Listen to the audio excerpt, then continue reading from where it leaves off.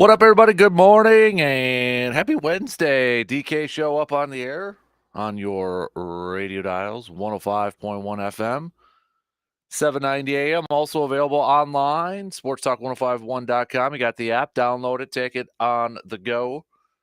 Video streams also up and rolling. Facebook, YouTube, Twitter, Instagram. Appreciate you making us part of your starts on this Wednesday morning. Halfway through the work week already. What do we got on our game plan for us this morning? Crew falling late last night, extra innings 2-1. Brewers had the lead for the majority part of the game. 1-0 all the way up until the bottom of the eighth when the Crew gave up a solo shot. Brewers had plenty of chances. They were 0 for none for runners in scoring position, but nonetheless, Brewers 2-1 loss. Actually, they had that. I mean, for crying out loud, in the 10th frame there too. You get 2 on and just weren't able to capitalize on some opportunities late last night. Philadelphia is a really good team, and they'll take advantage of that. So,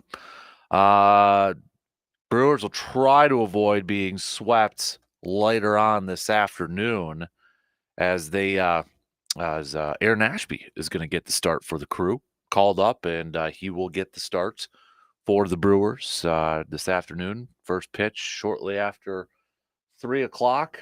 Going to be 3:05. Yeah, right? Yeah. Got the lights off in the studio because the air conditioner is off and we have no windows in the studio. So it's nothing but a hot box in here right now. So I got like one light on to try to keep it less hot in here, but we'll see how that goes. But we'll recap the loss from last night and take a look at the series finale today before the Crew have an off day tomorrow. And then they'll travel to Detroit where they get set for a 3-game series against the Tigers. So we'll talk some baseball, plenty of baseball here this morning. What else do we got on the docket here? Packers had OTA yesterday, their final OTA practice tomorrow, but yesterday was the final one that was open up to the media. So we'll go over some of that stuff and anything that kind of jumped out and such. But I'm going to do a top 5 without Brandon here, and I think he's going to be okay with that because it's a top 5 Packers related one. But top 5. So we've talked about various players, during the offseason, maybe players who are going to benefit the most from this new defense or players coming back from injury and such. But I've got a top 5 of Packers breakout season, my top 5 of players who are going to have a breakout season for the green and gold this upcoming season. My top 5. So before we get to it a little bit later on, I want to give you the opportunity to give me a top 5 list, like breakout players for this year. And it's kind of open to it's pretty wide open here. So I mean, if you want to go and Jayden Reed had a really solid rookie year, but maybe you feel like Jayden Reed's going to really explode now in year 2 on this, that's fine. That's fine if you want to put them out there. But I've got my 5. I've got my top 5. We'll see if ours kind of match up, and we'll see if a lot of us have maybe some of the same players, and maybe a majority have the same top player on it. I don't know, but give you a little bit to think about it. Top 5 players, and really you can use, definition of breakout. I guess you can go about it however you want. Different definitions of that, or how you view, or what you view a breakout season as and such. So think about it for a little bit. Hit me up with a text on the Shoe Doctors bullpen line, 715-830-1912. Or comment on the video stream over there. So easiest way for me to get those comments, you have to open up the video stream itself. I know sometimes we get comments on Facebook, but don't see it right away because it's not actually attached to the video stream there. So you got to open up the video stream and then put your comments over there too. So, or YouTube's the easiest. That one shows up right away. Twitter, same thing as well. So, or Instagram. So we'll hit that up. It is a Business of Sports Wednesday brought to you by Security Financial Bank. So we'll hit that up coming up under 2 hours from now, about 8:05, shortly after 8:05.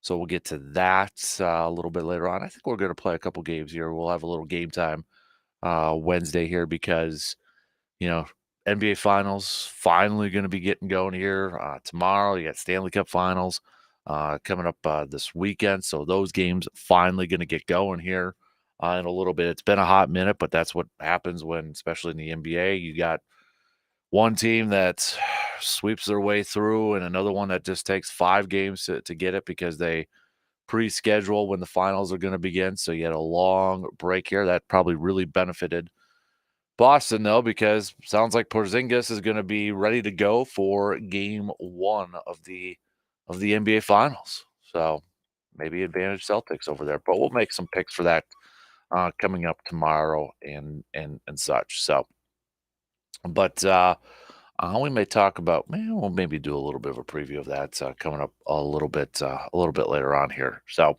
that's kind of where we're at for the game plan. A lot of baseball talk here this morning. Oh, I should also mention too on the prep side here. Shout out Aliva Strom, Cumberland, Hudson, all advanced to play in the state tournaments after wins yesterday. Prep Golf, Eau Claire Memorial finished in second place. They made a run yesterday in the final round, but finishing just 1 stroke away from first place. So congrats to the Eau Claire Memorial boys golf team. In Division 3, Chautauqua Weyerhaeuser also finished in second place. Congrats to Chautauqua Weyerhaeuser. And Logan Weisinger from Durand, Arkansas was the individual champion at the D3 level. So there you go, some early tip of the caps to those teams over there on the prep level. So we got state softball that'll be starting up tomorrow. So what else do we got? I think and the Express are back in action. Express are back in action coming up tonight.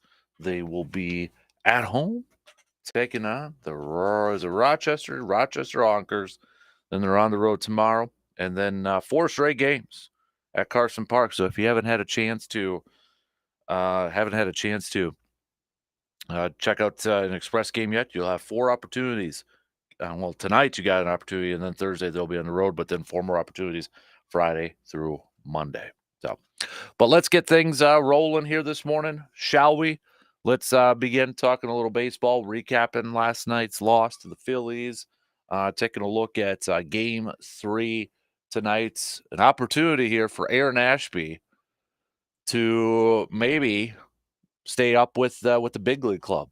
Brewers really believe in him. They were taking their time with him this year, spring training, and then spent the hot minute up and such. But remember last year, had that injury where he missed all season.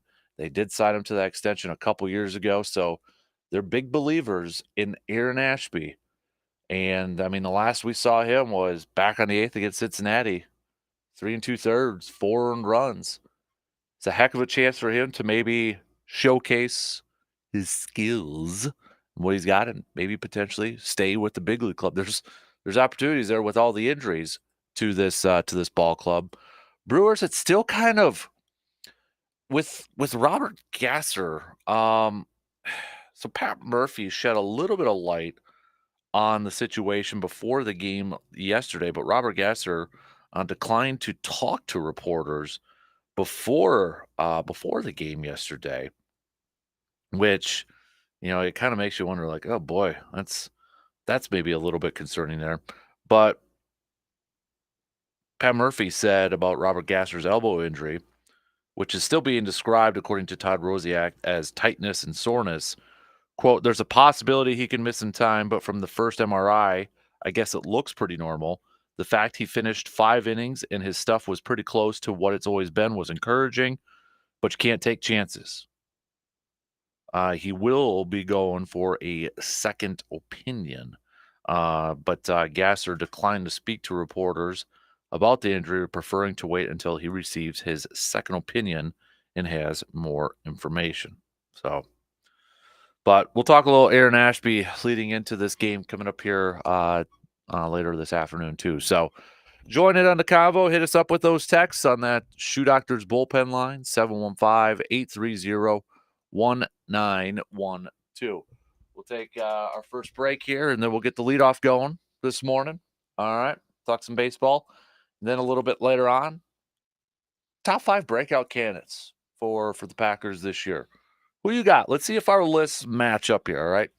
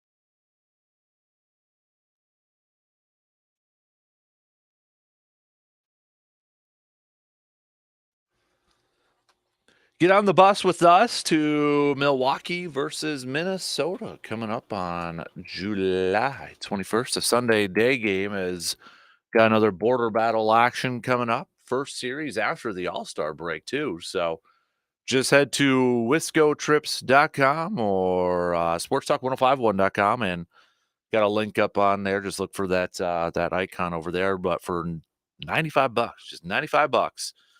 You can get on the bus with us. That includes your game ticket and round trip motor coach transportation to and from the game. Don't worry about the driving. Don't worry about paying for parking or gas or anything like that.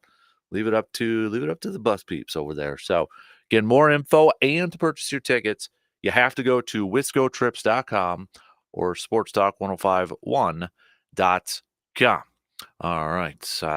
We got a couple of breakout lists here. Plain T chiming in already this morning. Morning, DK. He's going Edrin Cooper, a rookie for breakouts at number 1. Lucas Van Ness, Christian Watson, Anders Carlson, Eric Stokes. We've got Surveyor Sam saying Jane Reed, Eric Stokes, Romeo Dobbs, Luke Musgrave, Marshawn Lloyd. I didn't include Watson because he already broke out his rookie year. We know the talent is there, but he just needs to stay healthy. All right. Keep those coming on over here. So you got a couple examples there. Before we get to that, let's do a little Brewers chat here. Wayne saying that Elvis Peguero's got to go. I might disagree with you, Wayne. I slightly disagree with you there. I know he gave up the run last night, but I mean, when you look at Elvis and what he's done, especially in the month of May, I mean, the guy went out there and in 11 games posted a 1.86 ERA. And considering the injury issues to this Brewers pitching staff right now, I mean, I wouldn't move on from him at this point. So I know it's a little frustrating last night, giving up the solo shot there to tie it. But no, I think it's a little too early to say move on from Elvis right now at this point. But Brewers are going to get another shot to see Aaron Ashby tonight. Before we get to that, though, let's quickly kind of recap last night's performance. Brewers had chances. I mean, they jumped out to an early 1-0 lead in the third, played a little small ball there. They held on to that lead all the way until that solo shot in the bottom of the 8th there. Then Brewers, again, had chances late, especially in extra innings. Not able to capitalize it, especially with runners in scoring position. And then Brewers with going in that extra frame, they're not able to hold on to it. Philly was able to get the walk-off victory in the bottom of the 10th there. So chances. They had chances. They had chances to get that W yesterday. Not able to hold on to it and not able to get some insurance runs last night. So now the Brewers are in a position where hopefully they don't get swept. I mean, before this series started here, we asked the question about whether, what were you kind of what were you kind of looking for, or what, how big of a series was this? Was this a litmus test in that? And I guess at this point, how do you think the Brewers are doing on this test? I mean, they're close games. They're both losses, and that's really the only thing that matters in terms of, the series is wins or losses. But when you kind of see how they're matched up and with some of the injuries that they've put out there, I mean, how do you view what the Brewers, if this is a test, if we're using this series as a test, how do you think the Brewers are doing outside of them losing both of these games? Both games have been very close. Both games have been where the Brewers have had chances to, to go out there and pick up W's. Does that, do you give the Brewers maybe extra credit points for that? But given what you've seen these first 2 games, how do you think the Brewers have fared into this? Or how do you think they've been doing with this test? If you're one of those two that views this series as that litmus test, or is that kind of test to see where this team actually is going up against one of the best, not only in the National League, but perhaps all of Major League Baseball over there. But What do you think? Hit me up with a text, all right? Hit me up with a text, 715-830-1912. See, buddy, gotta give me 4 more, man. Gotta give me 4 more. Top 5 breakout players for the pack. So but tonight, or I should say this afternoon, we get an opportunity to see Aaron Ashby. And this is more of an opportunity for Aaron Ashby to prove or to show the Brewers that, hey, I'm ready to stay up at the big league club. I'm ready to stay, maybe be a part of this rotation moving forward. I mean, if he goes out there and he balls out and he has a fantastic outing, that would be such a welcome sight for this team who is desperately looking for some healthy arms and for some guys to stay healthy and stay in the rotation here. But the Brewers are still high on Aaron Ashby. We didn't get to see him at all last year with that injury, but before last year, the Brewers signed him to that extension. Kind of a similar mindset of Freddie Peralta, right? Kind of a similar mindset in where, they're going to give him that extension. And hopefully, after a couple of years, that extension looks like a bargain. And, well, at this point in time, that injury last year kind of pushed it back. We haven't really seen a ton of Aaron Ashby after he signed that 5-year, $20.5 million contract. So when we look at Ashby's numbers, we saw him for a hot minute for a little over 3 innings so far this season. 3 2/3, gave up 4 earned runs on 6 hits. Not a great outing going up against the Reds. So I mean, obviously, when you see that limited amount of pitches and such, his ERA is going to be a whopping 9.82. You go back to 2022 when he pitched 107 innings, a little over 107 innings for the Brewers. He posted a 4.44 ERA, 126 strikeouts, did have a 2-10 record. Not I don't want to put a whole lot on one game, but this has got to be a building step for Aaron Ashby to go out there, put together a solid performance, put his team in a position to come away with a victory. I mean, just like what this pitching staff did the last couple games. I know Koenig's gotten the initial outgetter, the opener, and then they handed off the ball to Wilson and Colin Ray yesterday. And those guys, I thought, did their jobs. They put their team in a position to win these ball games. It's just the offense wasn't able to give them a little bit more insurance runs to give them more runs over there. So, what does Aaron Ashby have in store for us this afternoon? I think this is a heck of an opportunity for him to go out there and kind of start to hopefully stack some success and put some building blocks together and really maybe take that first step to being a part of this starting rotation going forward for the long term, because I still think the Brewers view him as a starter, as a long-term starter in their future plans. I think, maybe in the next couple of years here, they look at their starting rotation. That's going to be, Freddie Peralta, Robert Gasser, Aaron Ashby, maybe even Mizorowski, who's down in the minor leagues right now. I think that's how they view in the next couple of years what their rotation is going to look like. Well, Aaron Ashby's got to take that step. And I think that starts this afternoon. If he can go out there and put together a solid performance, eat some innings, show he can go, maybe 6 innings or so today, but just pitch incredibly well, that's a huge first step for Aaron Ashby for him to take, and hopefully what will be a very successful career for the Brewers, and hopefully will make that contract that they signed him to a couple years ago, well worth it in a contract that is like, oh yeah, we got a bargain over there too. But the thing is, Aaron Nola is getting the start for the Phillies, and this is a dude who's, I mean, 7-2, 3.03 ERA, one of the better pitchers in baseball right now. I mean, he's coming off of his last 3 games, 2-0. Last one was against the Cardinals, where he went 6 1/3, picked up a win, 2 earned runs. Before that, Colorado, 6 innings, 2 earned runs. Washington picked up a win going 7 innings, 2 earned runs as well. So it's going to be incredibly tough, for the Brewers. Another tough pitching matchup going up against Nola. Nola finished the month of May 3-1 with a 2.84 ERA, and that was actually a little bit down considering what he did in the month of April, where the guy was 4-0 with a 2.06 ERA.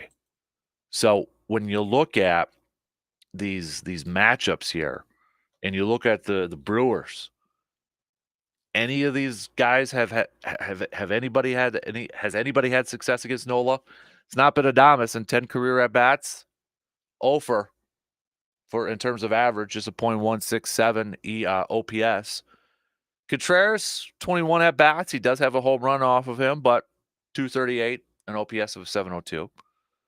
But Christian Yelich has put up some good numbers against Aaron Nola. In 36 at bats, Christian Yelich is hitting 306 with an 824 OPS against him.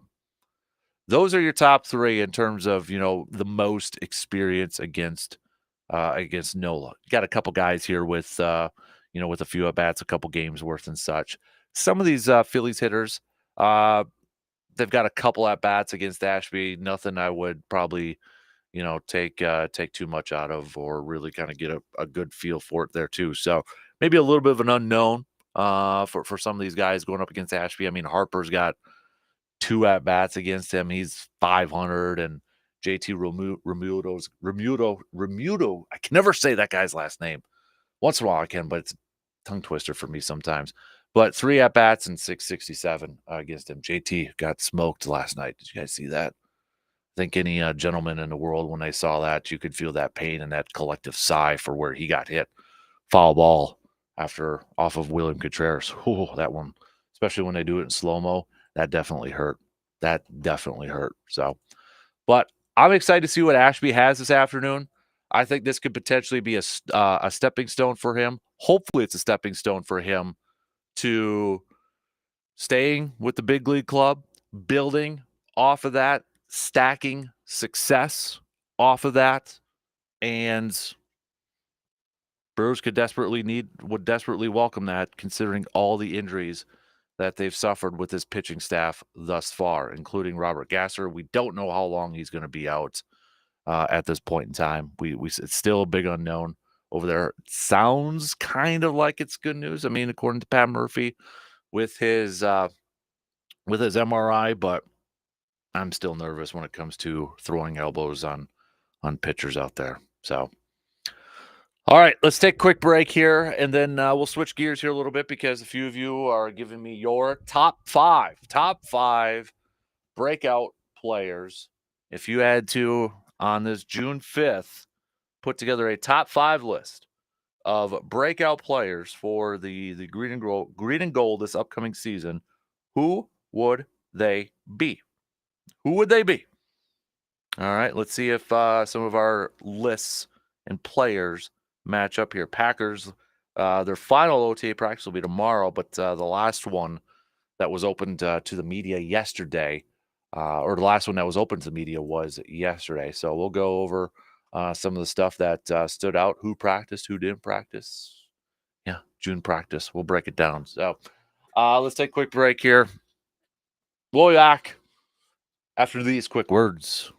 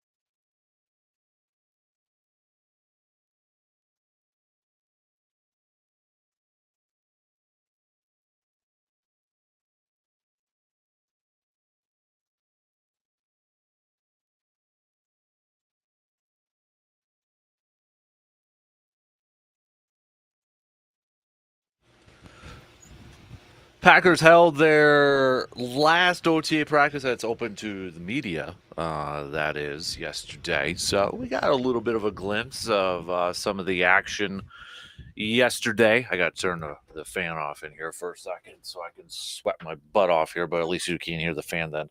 But the Packers, nonetheless, getting back to it. So you had Josh Jacobs practicing, Elton Jenkins was also back, which meant Jordan Morgan opened up at right tackle with the ones, with Zach Tom still out dealing with an injury. Rashawn Gary, Preston Smith were all back as well. So Jair was there, but he didn't practice and such, but nothing I don't think to be too worried about. So I don't want to break down a lot of stuff with, guys in shorts and all that. But the one thing I kind of do want to talk about a little bit here is, we've hit on certain players that, maybe potentially could really benefit from, maybe it's the new defense under Jeff Hafley with the change over to 4-3. Maybe it's players, kind of getting healthier. How excited are you about the upcoming season with them and such? I mean, there's a ton of excitement, I think, for this Packer season coming up here from a lot of fans here. But I wanted to kind of get your thoughts on, who do you think? So we've highlighted different players. We've highlighted, you know, these players for various reasons and such, whether it's because of a new defense or a new system, or maybe it's a little bit more experience. But if you had to put together a list of your top 5 breakout players that you think we're going to see this upcoming season for the green and gold, who would they be? So I've got my list here, and I'll just say I did not put a rookie on here because, in my opinion, my personal opinion, I don't think you can put a rookie on a list for a breakout season, because we haven't seen them at the pro level yet. So I don't have any rookies on my list. I don't have them on my list, so I purposely left them off here. I'll start at number 5. I'm going to go Lucas Van Ness at number 5, entering his second year. But I think he is one of those players that is going to benefit with a change with this 4-3 defense. The question mark surrounding Lucas Van Ness this year, and maybe the thing that's doesn't have him maybe a little bit higher on my list, is how many snaps he's going to play. Like, what's the rotation going to look like with the 4-3 edge rushers? You got Rashawn Gary, you got Preston Smith, and then Lucas Van Ness. So where are all those snaps going to come from? How many snaps is he actually going to have this year? But I do think he is going to be a player that will benefit more by sticking his hand in the dirt and playing that more typical type of 4-3 alignment. I think he's a guy, though, too, you can maybe get a little creative and such. Maybe Jeff Hafley's got some formations where he's got Preston, Rashawn, and Lucas Van Ness out there. We'll see. We won't know that till the season starts here and such. But I think you're going to see Van Ness be a player that benefits within that 4-3 system.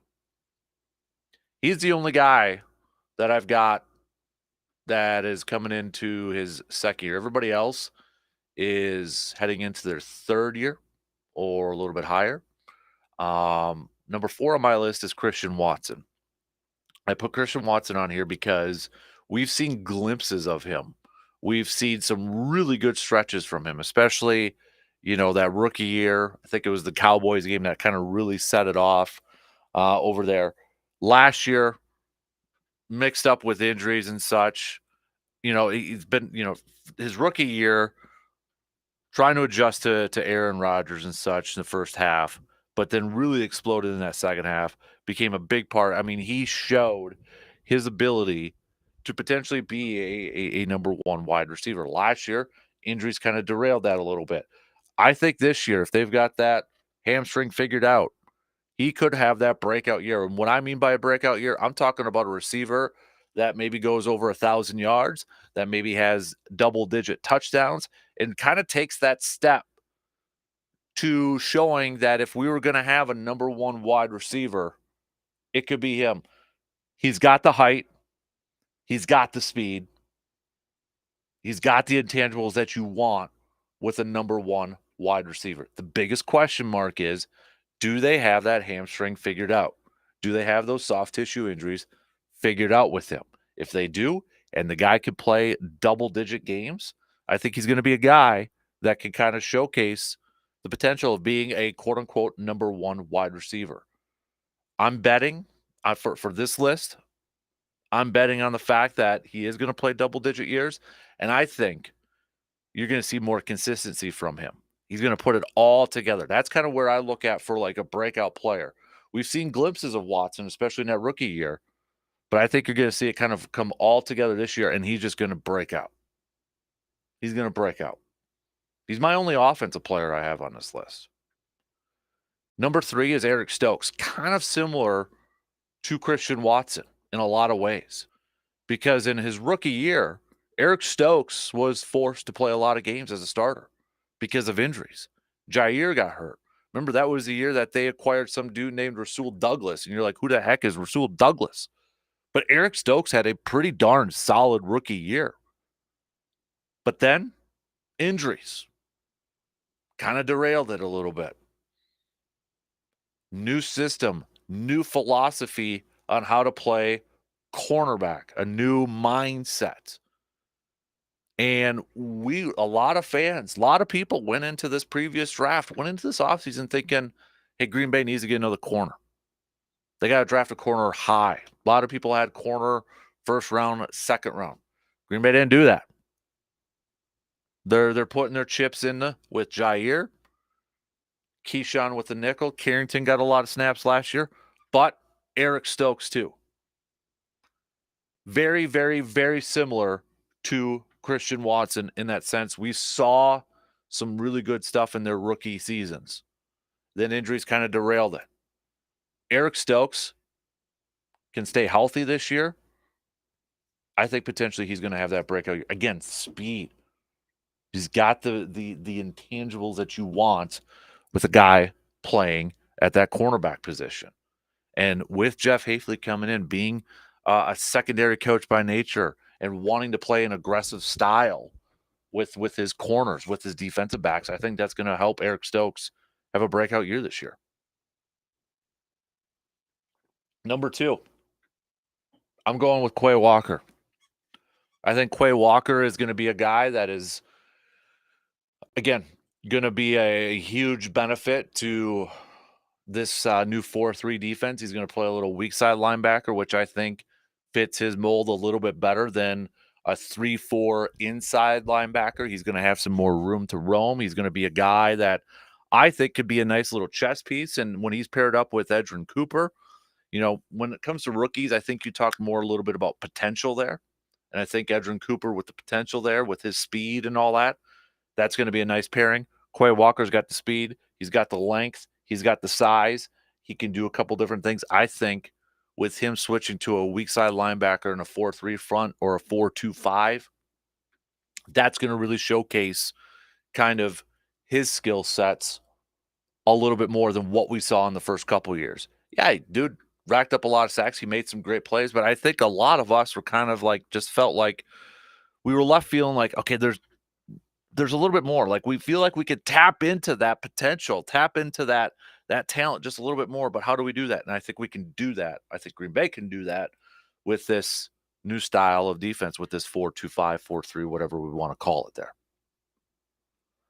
And then number 1, surprise actually with all the lists, nobody's put him on there, but he's my number 1.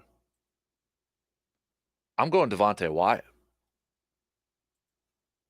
I think Devontae Wyatt playing in a 4-3 front is going to make a huge jump this year in year 3. I think he is the number 1 candidate for a breakout season this year. Kenny Clark, I think, is going to be a guy that benefits playing in a 4-3. But you got Kenny Clark on one side. You're going to have Rashawn Gary, Preston Smith, Lucas Van Ness on the other sides. You're going to have speed at linebacker with Cooper and Quay Walker. Devontae Wyatt, to me, is a guy that I think now we are going to see him really take a step this year. I don't think he was a guy that necessarily fit in that 3-4 front where, your defense is where your defensive lineman is asked to kind of eat up some blocks and free up space, free up gaps for your linebacker.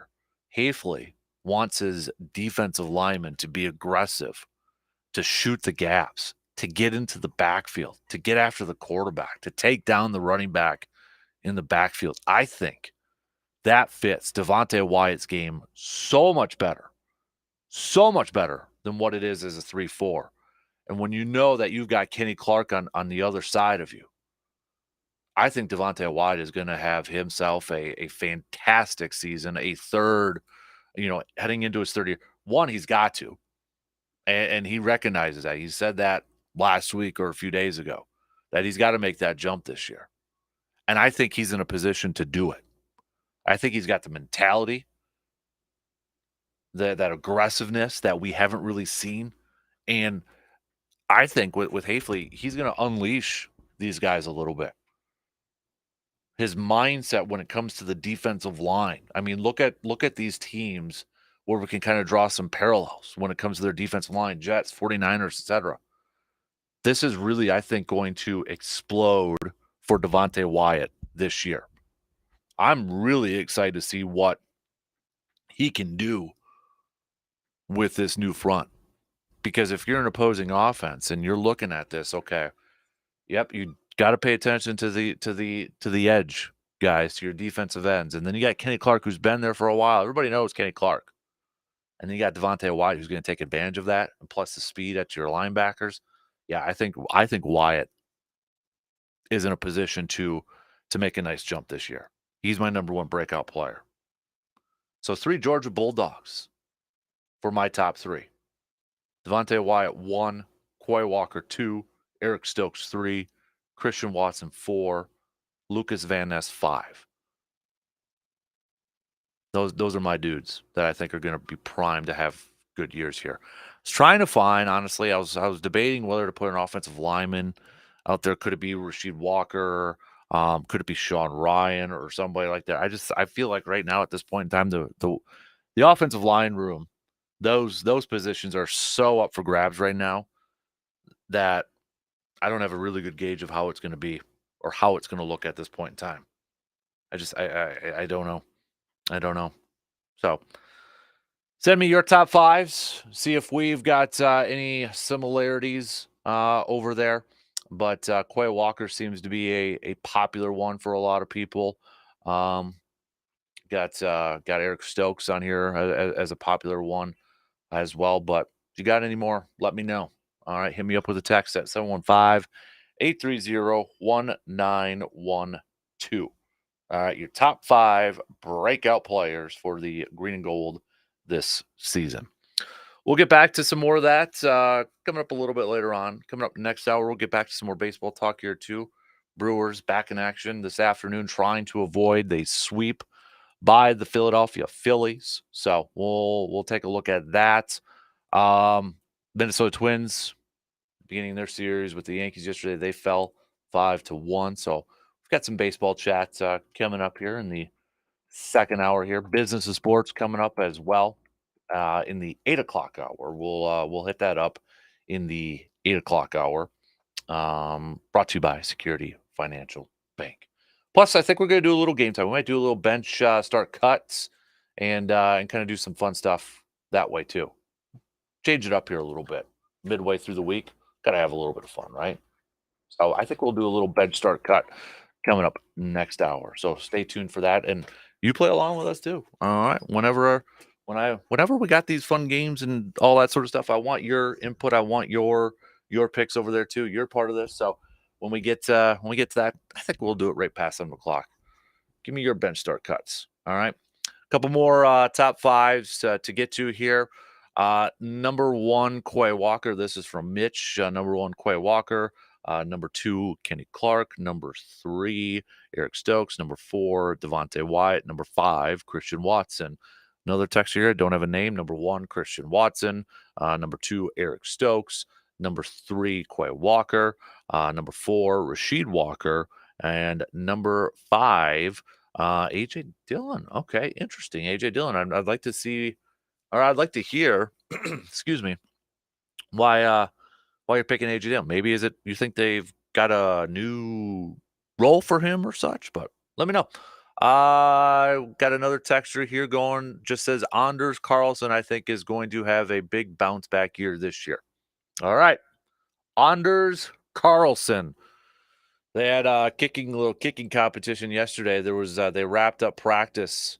I was reading too with all three kickers, and they were kind of spraying water on them, trying to distract them from making their kicks or making a kick in this challenge. And Anders was the only one to make it with water getting squirted out of him, and guys were huddled around him and such. So, but Anders was the only one to make it, if you care to know that at this point in time. So, one more list here. We got number one going with Christian Watson. Number 2, Lucas Van Ness. Number 3, Quay Walker. Number 4, Devontae Wyatt. Number 5, Eric Stokes. All right, we'll get back to some more coming up a little bit later on. All right. In terms of the Brewers, we got a texter here. Jim is saying, I know the Brewers have lost the first 2 games, but they've battled. They fought against one of Major League's best teams. I think this test is showing that they can hang with the best, and that by the time the playoffs roll around, hopefully they can win these close games against some of the best. So it's dark in here, Morgan.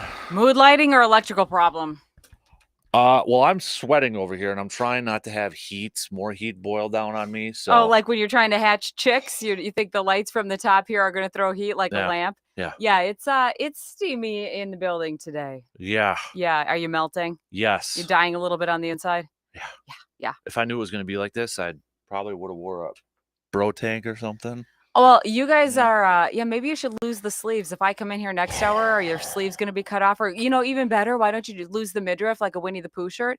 Just slice that sucker in half today. It might be, at this point in time, Ace Ventura When Nature Calls, when he's in the Rhino and the fan breaks. And I don't know if you've seen that movie. Oh, yeah, I've seen. I know exactly what you're talking about. And he starts feeling a little bit like that. Yeah. Yeah, I don't Pretty think soon my head is going to squeeze through the door like the Rhino's butt from Ace Ventura. And nobody would give you a side eye today. We're having obviously some HVAC issues in here. So you guys are making lists. Yeah. So I thought, hey, are you a list maker by trade? Like if you get up, do you make a list of things you have to do in the day? Or do you just write make list on the top so you can check one thing off? Once in a while I'll do it. Like I put it in my phone. Okay. Like a checklist of stuff to do. So if you had to make a list of your most irrational superstitions, what would your top 5 be? Irrational superstitions. Like, for example, I gotta wear green and gold during the football season on Fridays, and if I don't, I really freak out about it. Okay, so that's a legit, like, you have to wear that. Okay. Even if, like, I'm hunting on a Friday, I have to wear a Packer shirt underneath my camo. Okay, so it's got to be represented somewhere. Okay. Or game day, too. Okay, so what other sports superstitions do you stick to that are probably irrational but you can't let go of? Because everybody over the years, if you play or are a fan, you collect little like idiosyncrasies. You have to do this. My daughter keeps her first glove, even though she doesn't use it anymore. She keeps it in her bag. She got a new glove. She's working on it. She gets older. Breaking it in, she needs to glove up, but she keeps her old one with her for luck. Yeah. I'm trying to think. If I even had one. What about Hudson? Is he forming any sports yet? Not really. No? No superstitions over there. Okay. So, which is actually kind of surprising. Well, it'll come with time. Yeah. Got to tap the base with the bat before you get a swing, things like that come through. Yeah. Yeah, he doesn't really have anything developing yet. Are you only isolated to your football superstitions, or do you I think carry now it over? that I am. Okay. Yeah, because nothing really for basketball or I've got like hunting ones I kind of have to do. What is it? Like I kind of have to like do a little thing before I go in a tree stand or something like that. Like a little ritual thing to bring luck into the stand. Yeah. Hey, people have been doing that for I got to listen to 30-Point Buck, Tail Number 2 every year. Why Tail 2 and now 1? Because that's when I was a kid. I got that CD. Okay. So it always stuck with me. Why not the first one, though? Because I got the CD as a kid from my grandma, so it's always stuck with me. Hey, you know what's appropriate today? It's not the heat. It's the gosh darn humidity. Yeah.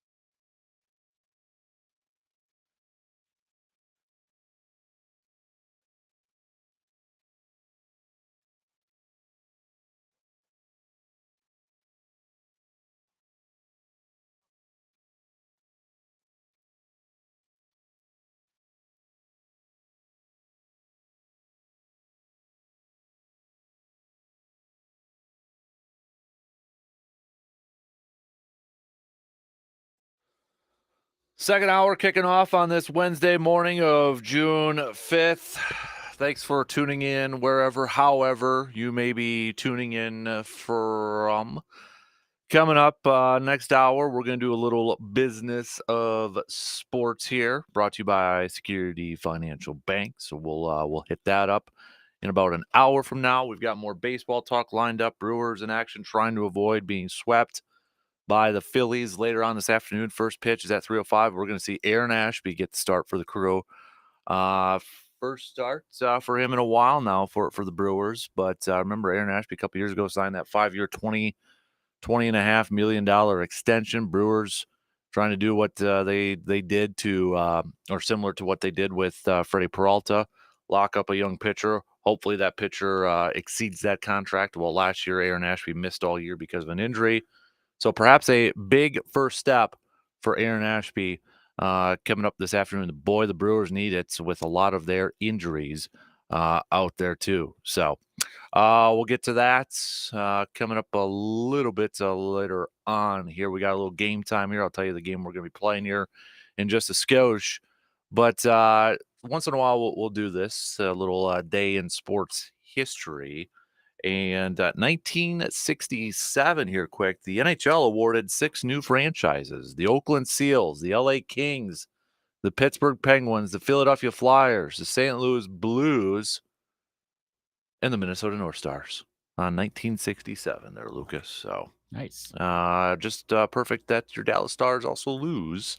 So they don't go to the Stanley Cup Finals either. So, exactly. Hey, I'm just saying, you might as well call me an NHL insider because I picked these two. Very good. I picked them. I got them. You're a veritable Greg Wyshynski. Mm-hmm. Barry Melrose, what? Mm-hmm. Exactly. So who's got the mullet? I should grow one out again. Again? No, I don't know why I said again. I never had one. I was like, wait. Can we bring back the bowl cut? Remember the bowl cut? I had a bowl cut. Yes. Yeah, everybody tips, did. Of course, all of that stuff. Yeah. So, I was pumped about that. Gosh, I'm trying to imagine you with a mullet. It could happen. No, my hair doesn't grow that way. It goes up instead of down. So it'd be pretty easy for me to do one, but I'm not doing that. God, it's hot in here. It is pretty warm.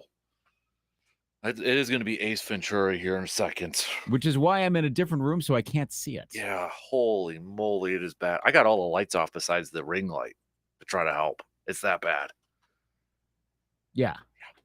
Holy moly. Anyways, so we got hot in here. Yeah, it is hot in here. So we got Edmonton and Florida coming up this weekend. Still a little bit of a break here. Finally, though, we get NBA tomorrow with the Celtics and Dallas. But good news for your Timberwolves. Your main man running the show ain't going away or not going anywhere for another year. Tim Connelly signing a restructuring, so his opt-out is not going to be this year, but it's going to be next year. Good. According to Shams from The Athletic there. So yeah. Would you say he is, when you look at your organization, the most player-wise, coach-wise, where would you rank him? Number 1 over Anthony Edwards? Number 2 behind Anthony Edwards? I'd put him probably number 2. Because he did orchestrate the Rudy Gobert trade, which, I mean, it looks better now than it did a year ago.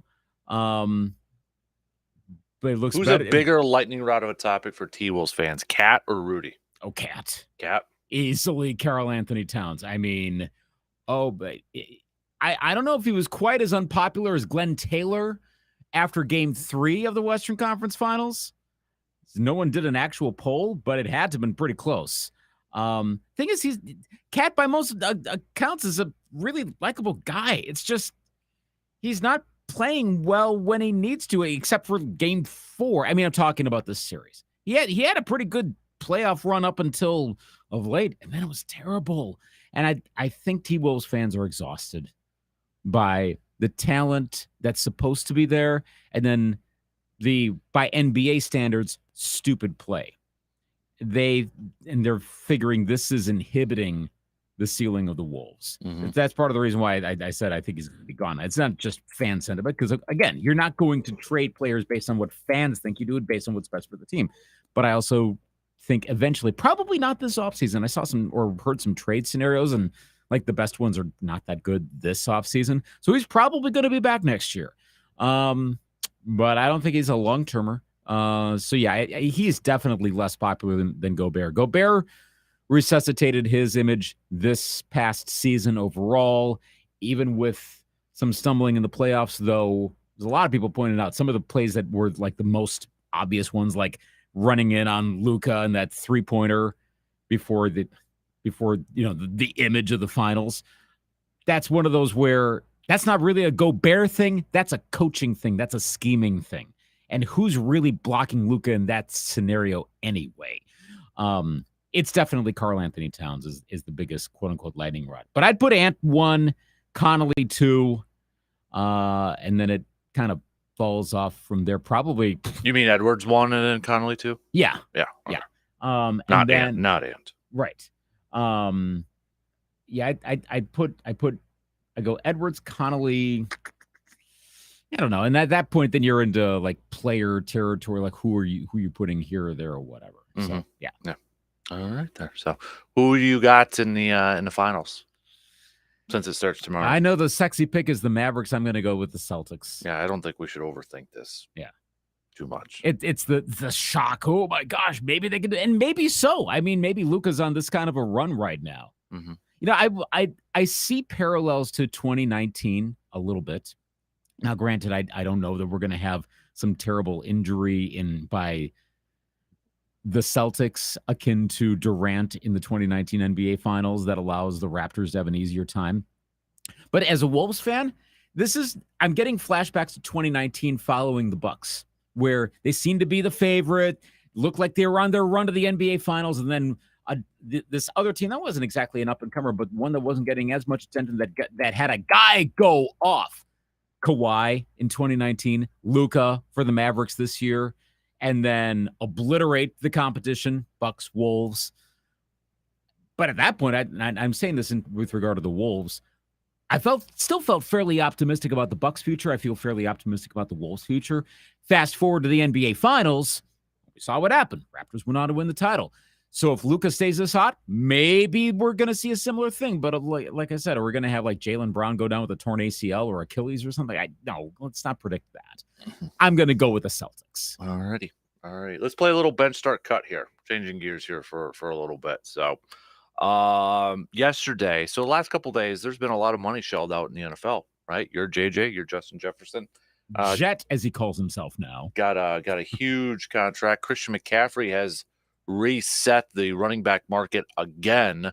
Full financials haven't been released, but sources told Adam Schefter the deal averages $19 million over the 2 added years. So, I mean, Christian McCaffrey, remember Christian McCaffrey, same year as the draft as Aaron Jones, too. So I'm just pointing that out there. He's not like a spring chicken or anything like that. So, and he's gone through a couple injuries here or there, but a lot of money invested into a running back. So my question is, bench start cut. Here's your 3 options. Would you rather have or be more comfortable in doing it this way? Having the highest paid running back, highest paid wide receiver, highest paid edge rusher / defensive end. Wow. That's a good one. You want to think about it for a few I minutes? do need to think about this one. There's some nuance to this. Do you have yours set? I think I do, but maybe I'll throw it out there and give some listeners a chance to chime in with their bench start cut picks too. Yeah. So again, and I know there's a lot of, you could play, well, it depends on who your quarterback is. I get that. We're not going to go too deep into that. But would you be more comfortable just in a general sense? And you can put these players so essentially what I'm asking is, would you be comfortable giving Bosa, who's got the, I think it's still Bosa from the 49ers, because, Justin Jefferson passed him in terms of the highest paid non-quarterback out there. But would you be more comfortable giving the most amount of money to an edge rusher / defensive end, a running back, or a wide receiver? I think I have my answer. All right. I would start edge rusher because they seem to be the most durable. Mm-hmm. I would then bench wide receiver, that's in more part because wide receiver is becoming like quarterback. I take this analogy from Andrew Brandt. It's becoming essentially who's next gets the highest amount. So next up is what, Jamar Chase? Yeah, probably Jamar Chase or CD Lamb. Yeah. So now I don't know that they're going to exceed Justin Jefferson. Just that was such a mammoth deal. But if this is like the quarterback situation, they would get more just because they would get more because they're next. As simple as that. So I almost have to not consider Jefferson and McCaffrey because they're different for their position than the average really, really good running back or wide receiver. And then I would cut running back because of durability. I don't trust that player is going to stay healthy, not banged up for however many years of like. Well, also, are we talking guaranteed money? Are we talking like a Justin Jefferson style contract, or are we talking $100 million? Oh, it's actually like $5 million, and then everything else can be cut. So what if I phrased it this way? Then I'll make my picks here, and try to take your fan part out of it. Okay, right. Would you rather have Justin Jefferson, Christian McCaffrey, or Bosa? Ooh. Assuming all are healthy, okay? Right. And you're going to get a full season out of them. Wow. What a question. I'm actually leaning Bosa. I can't believe I'm saying that. And I don't want to get caught up in the whole, like, well, when the Vikings didn't have Justin Jefferson, they had it. Okay, cool. You'd rather have Justin Jefferson than not. Maybe it's because Bosa, I think they can create more offense. I'm talking myself into this, and I might change it if I thought more about it. McCaffrey, I'm wary of the injury history inherently. Now, remember, I said you assume they're all healthy, right? And they're going to play every single game. Oh gosh, yeah. That's right. Okay. Well, that changes that around a little bit because McCaffrey's always going to be lower because of health. So presuming that he's been fixed once and for all, and he's never going to be injured again. All three are just machines, so they're never going to get hurt. For this season. Then in that case, well, actually, if I'm thinking for this particular Vikings season, given how their defense is looking a little bit more upgraded, now I'm leaning back towards the offensive side. And, for this year, I'll be very specific. I would take McCaffrey because of the quarterback situation. If I'm looking like 2-3 years down the road, I'll probably be taking Jefferson because they'll be able to. Because if J.J. McCarthy's projections hold up, that's what we don't know, then Justin Jefferson would be more valuable at that point. With Sam Darnold, I don't know. I don't think he's going to be the worst quarterback. He's not going to be Nate Peterman. So take your team out of it, though. What if it's just in general? Okay. In that case, McCaffrey. Okay. He provides the most number of options in overall. I want diversity. Mm-hmm. He can catch, he can run, he can do all of that sort of stuff. Yep. So I had the same bench start cut with you. Okay. My start was the edge rusher. Part of it too. Here's my part of thinking with this is when I see, and how do I want to phrase this? When it comes to an edge rusher, they're out there almost every single play on the defense side, but they don't always have. So for like a wide receiver, they don't have to rely on the quarterback, right? Mm-hmm. That's my main concern when it comes to a wide receiver is like, okay, who's throwing them the football, right?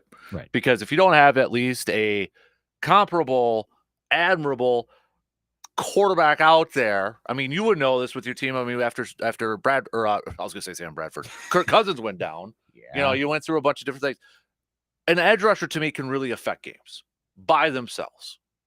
They can go out there and just turn the game around, or an offense has to, double team that edge rusher where it might free up somebody else. Edge rusher to me is like, okay, between these three, if I had to give a lot of money to, I'd probably go to edge rusher. Bench, though, I would go wide receiver because, yes, I do think a wide receiver can make quarterbacks better. The outlier, though, to me is if that quarterback is just awful. I mean, you're still relying on that quarterback to be like, okay, I got to look for that guy. You know what I mean? Like, I get nervous sometimes with a younger quarterback or maybe a backup quarterback, if there is a constant rush. I mean, there's a lot of factors we could go into it. for a wide receiver to be really successful, they still need that quarterback to get them the ball, right? Whereas an edge rusher, I mean, they can just go after and that quarterback. They just got to beat their man, maybe a couple guys over there too.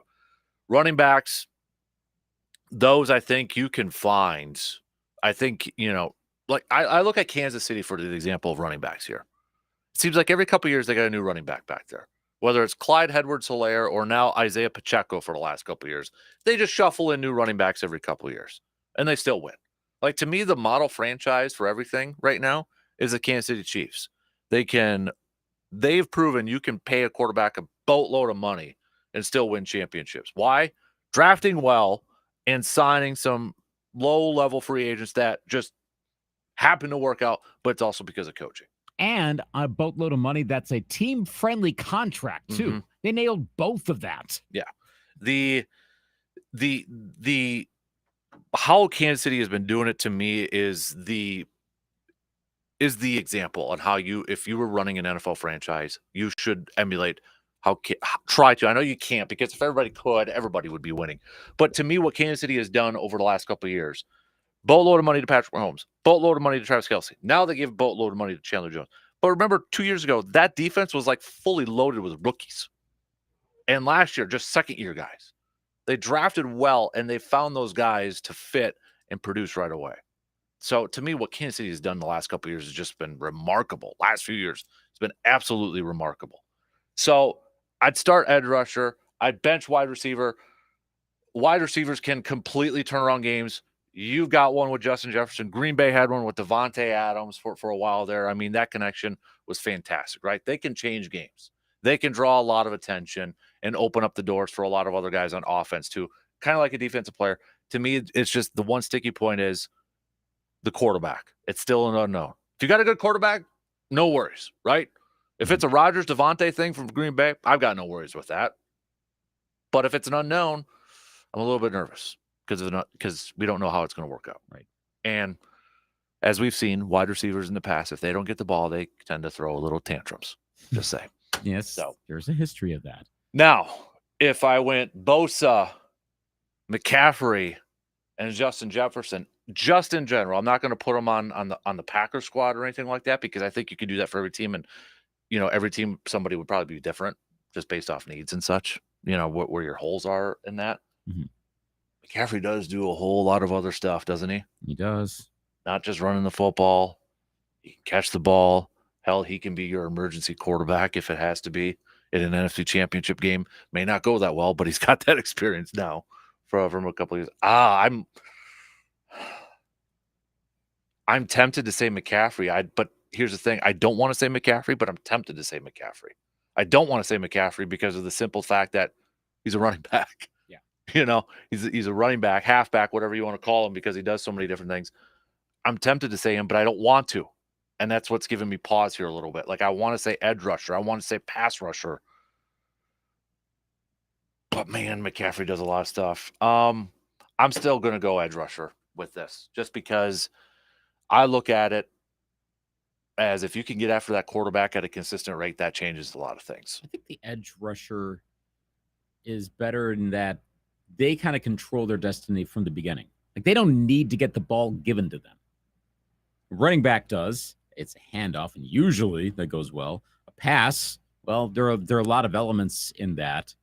Whereas the edge rusher, all right, it's all up to you. You start, you finish. You don't need someone else to. I mean, you got to get by people blocking you, of course, and you're trying to figure out what other people are doing, but you have immediate control. So in that regard, I think there's more value, because I guess the intellect of the position really begins from the beginning, where like, okay, I gotta go this way. I gotta move around here. I gotta do the spin move. That's where the edge rusher advantage comes in a little bit more as well. What else do you got out there? We've got Jeremy saying bench the receiver, start the edge rusher, cut the running back. Went along with us. Chris is saying start the the wide receiver, bench the edge rusher, cut the running back. And then got a message on Facebook saying start the receiver, bench the edge rusher, cut the running back. So everybody's cutting running backs. Not surprised at that. But what if I asked you, you wonderful listeners, Bosa, McCaffrey, or Justin Jefferson. Then does that change at all? If you know who the players are. If you know who the players are. So think about that for a little bit. Since we're on football in the first hour, I threw out, give me your top 5 breakout players, breakout candidates for the Pack this year. We've talked off and on about different players maybe benefiting from Hafley's new defense, or maybe guys getting healthy and such. But put pen to paper or keyboard to Microsoft Word, whatever the computer analogy is for this one. Your top 5 breakout players for the green and gold this year. All right. Hit me up. Let me know. We'll get back to more of your picks a little bit later on. We got to take a quick break so I can turn the fan on, but also because we got to take a commercial break too. And then we'll get back to some more baseball talk as well. So, Brewers trying to avoid a sweep. Luke's Twins losing to his Yankees. Yeah. We'll hit that up.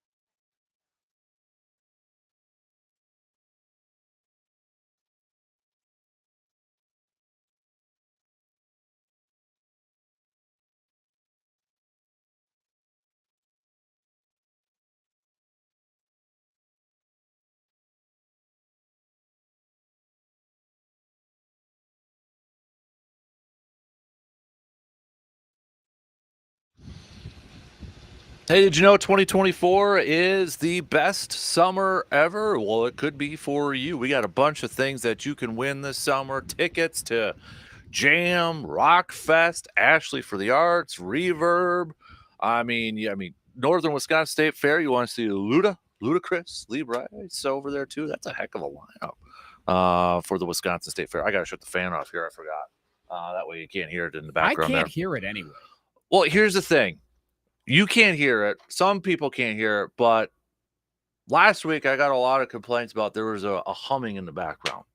So I don't know where that's coming from. Where people? I've tried recording silence and I can't hear it. So I'm just playing the odds here. So well, you're toughing it out. I'm suffering through this and pit stains through my shirts and everything at this point. For you, the listener. Yeah. So, but no, head to aroundthe715.com to enter your chance to win some awesome tickets all across the board here. If you're into concerts and such, heck, we're giving away a mower up over there too. We got some sweet blogs, local events, all that good stuff, streaming music. Thanks to our sponsors, TDS, Nestle Health Science, Savita, Hibish, and all that good stuff there too. So best summer ever 2024 edition. All right. Baseball. We've got, first before we got John saying his top 5, Jaden Reed, Quay Walker, Devontae Wyatt, Lucas Van Ness, and Anders Carlson.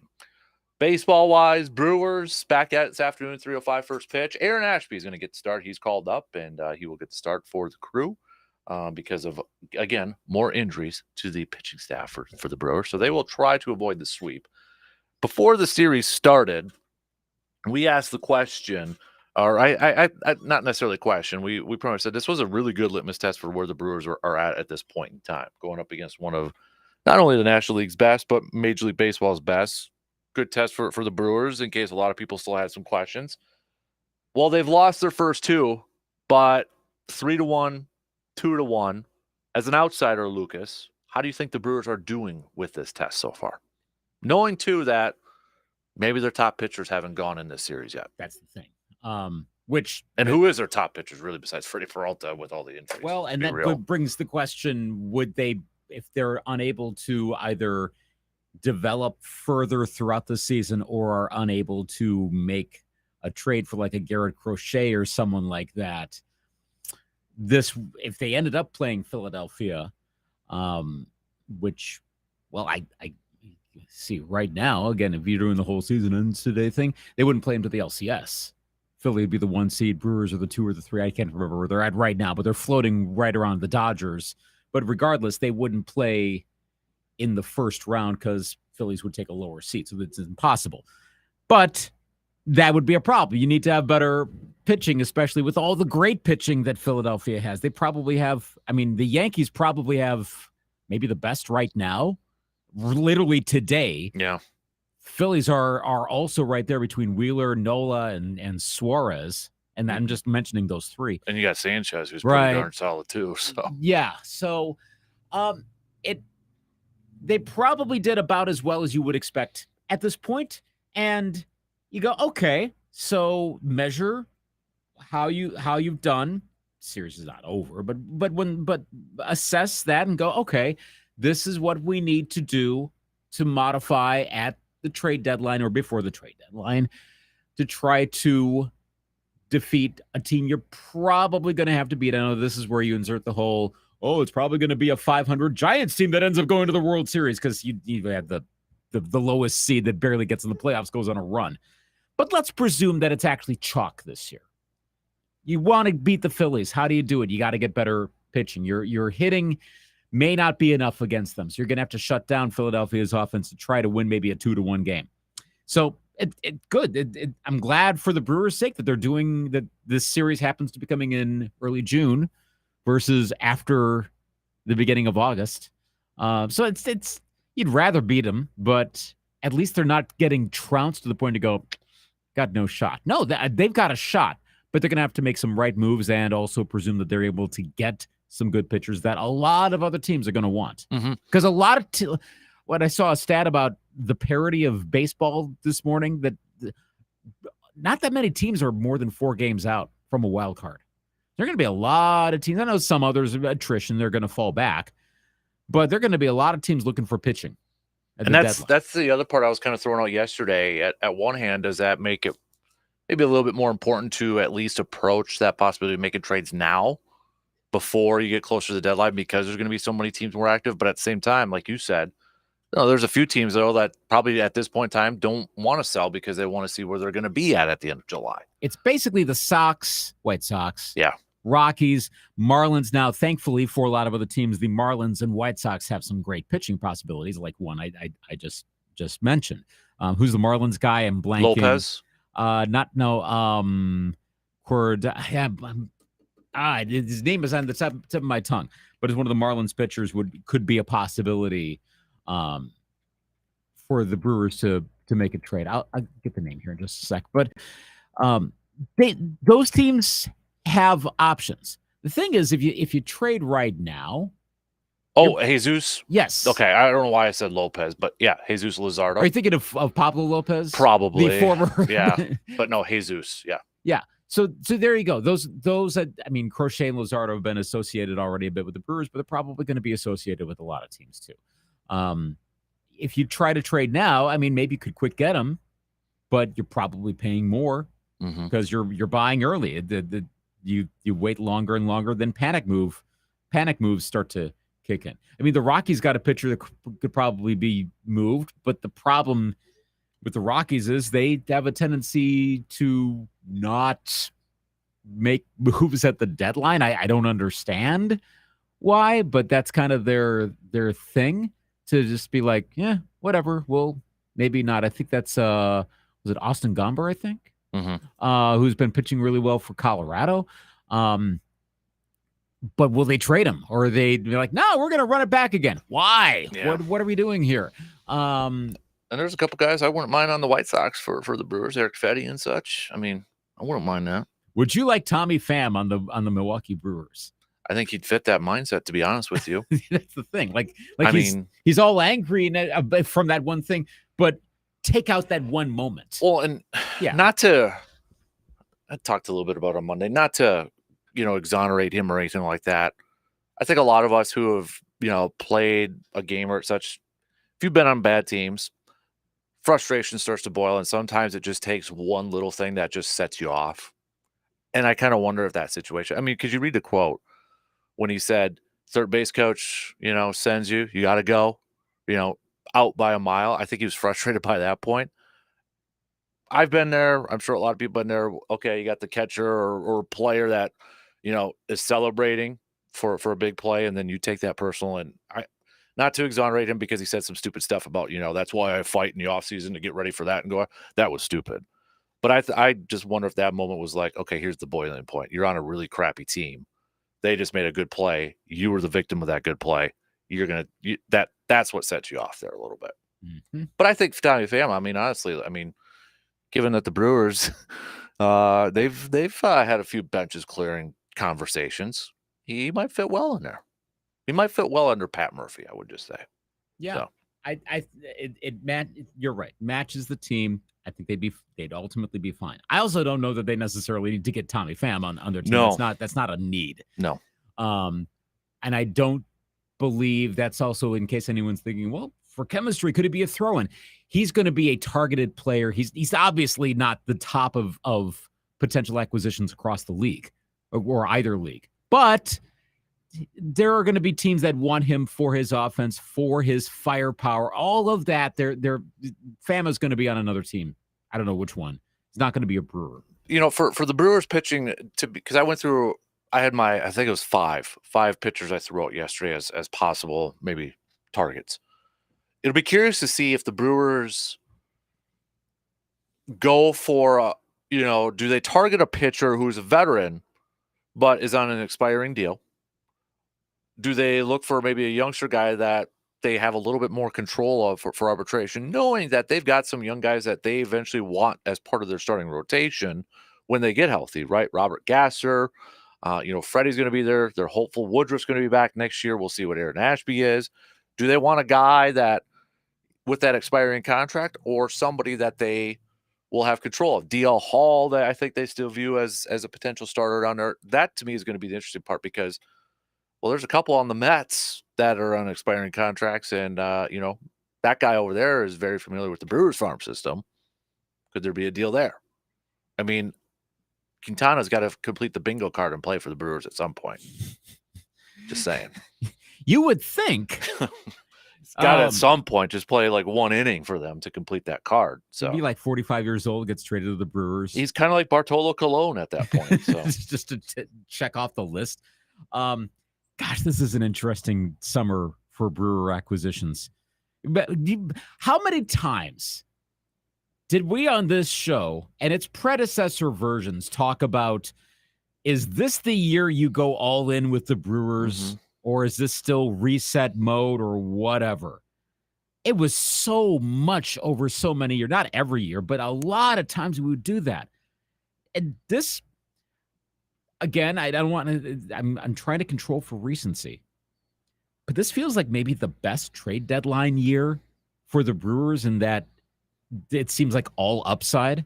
Like you don't want to be too conservative, like, oh, we're still rebuilding. No, like they're already kind of moving in the right direction. You're not going to gut a whole bunch of really good prospects if you try to get someone. You're one of the better teams in baseball right now. And yeah, maybe there's reason to believe that something's going to tail off a little bit, but not to the point of missing the playoffs at all. I think they go for it. I think they should go for it. Why not? I'm kind of more in the, let's see what happens. And given the odds of the playoffs and how often the not favored team wins, who knows? Maybe suddenly they're in the World Series again. It could totally happen. Yeah, it's definitely different. I mean, the last couple of years, we've talked about going all in, and essentially that's for a hitter or a couple hitters. It's different this year. It's like, oh, we need more pitchers. We just need guys who are healthy. And I just wonder too, like if I'm Matt Arnold, if I'm looking at pitching, which I hope you are, Matt, if you're listening right now, I hope you are, but also look at guys that, I mean, I know it could change in the blink of an eye, but have shown that they're pretty healthy or they stay consistently healthy. You know what I mean? Like guys that are probably going to be out there. Not talking like you need to go out there and get another Gio Gonzalez like they did a few years ago, and the guy was barely throwing over 80 at that point. But I mean, at least he was out there, I guess. So, but that's where I look at some of those old veterans too, guys that are proven that they can stay healthy and they're going to be out there too. So, yeah, I don't know. Well, plus pitchers seem to be more available at trade deadlines anyway. There are more options. Maybe part of that's because of the nature of relievers nowadays. I know you're trying to get a starter in this particular case, but or two. Will they do multiple starters, or is this a one and done? For the trade deadline? Yeah. Do you think they'd want to try to get two starters? Really, bullshit? Because if Maybe they've got two starters coming in, I'm not going to put them ahead of the Dodgers and Phillies yet. No. And yeah, I'm not including the Braves in that. Yes, I know they're a smart organization, so I think they'll figure something out. I'm not putting them ahead of the tops right now, but starter and long relief. Yeah, that team could get scary good if everyone else keeps holding. Starter and long relief, hopefully, and I think maybe a lot's going to depend on the news about Robert Gasser's elbow too. If it's not bad and he's going to pitch again this year, one starter. If he's out for the year and you already got Wade Miley that's out for the year, then I think you got to look at maybe two.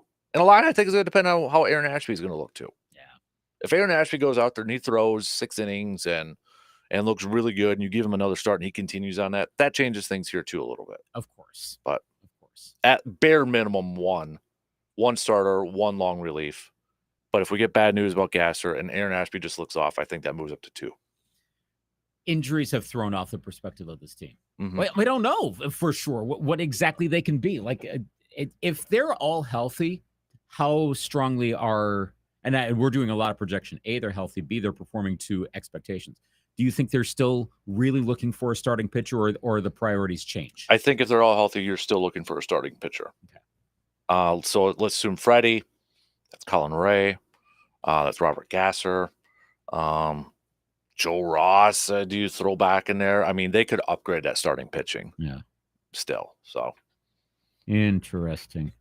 All right, let's take a quick break. We'll wrap up the second hour, get back to some more texts and such.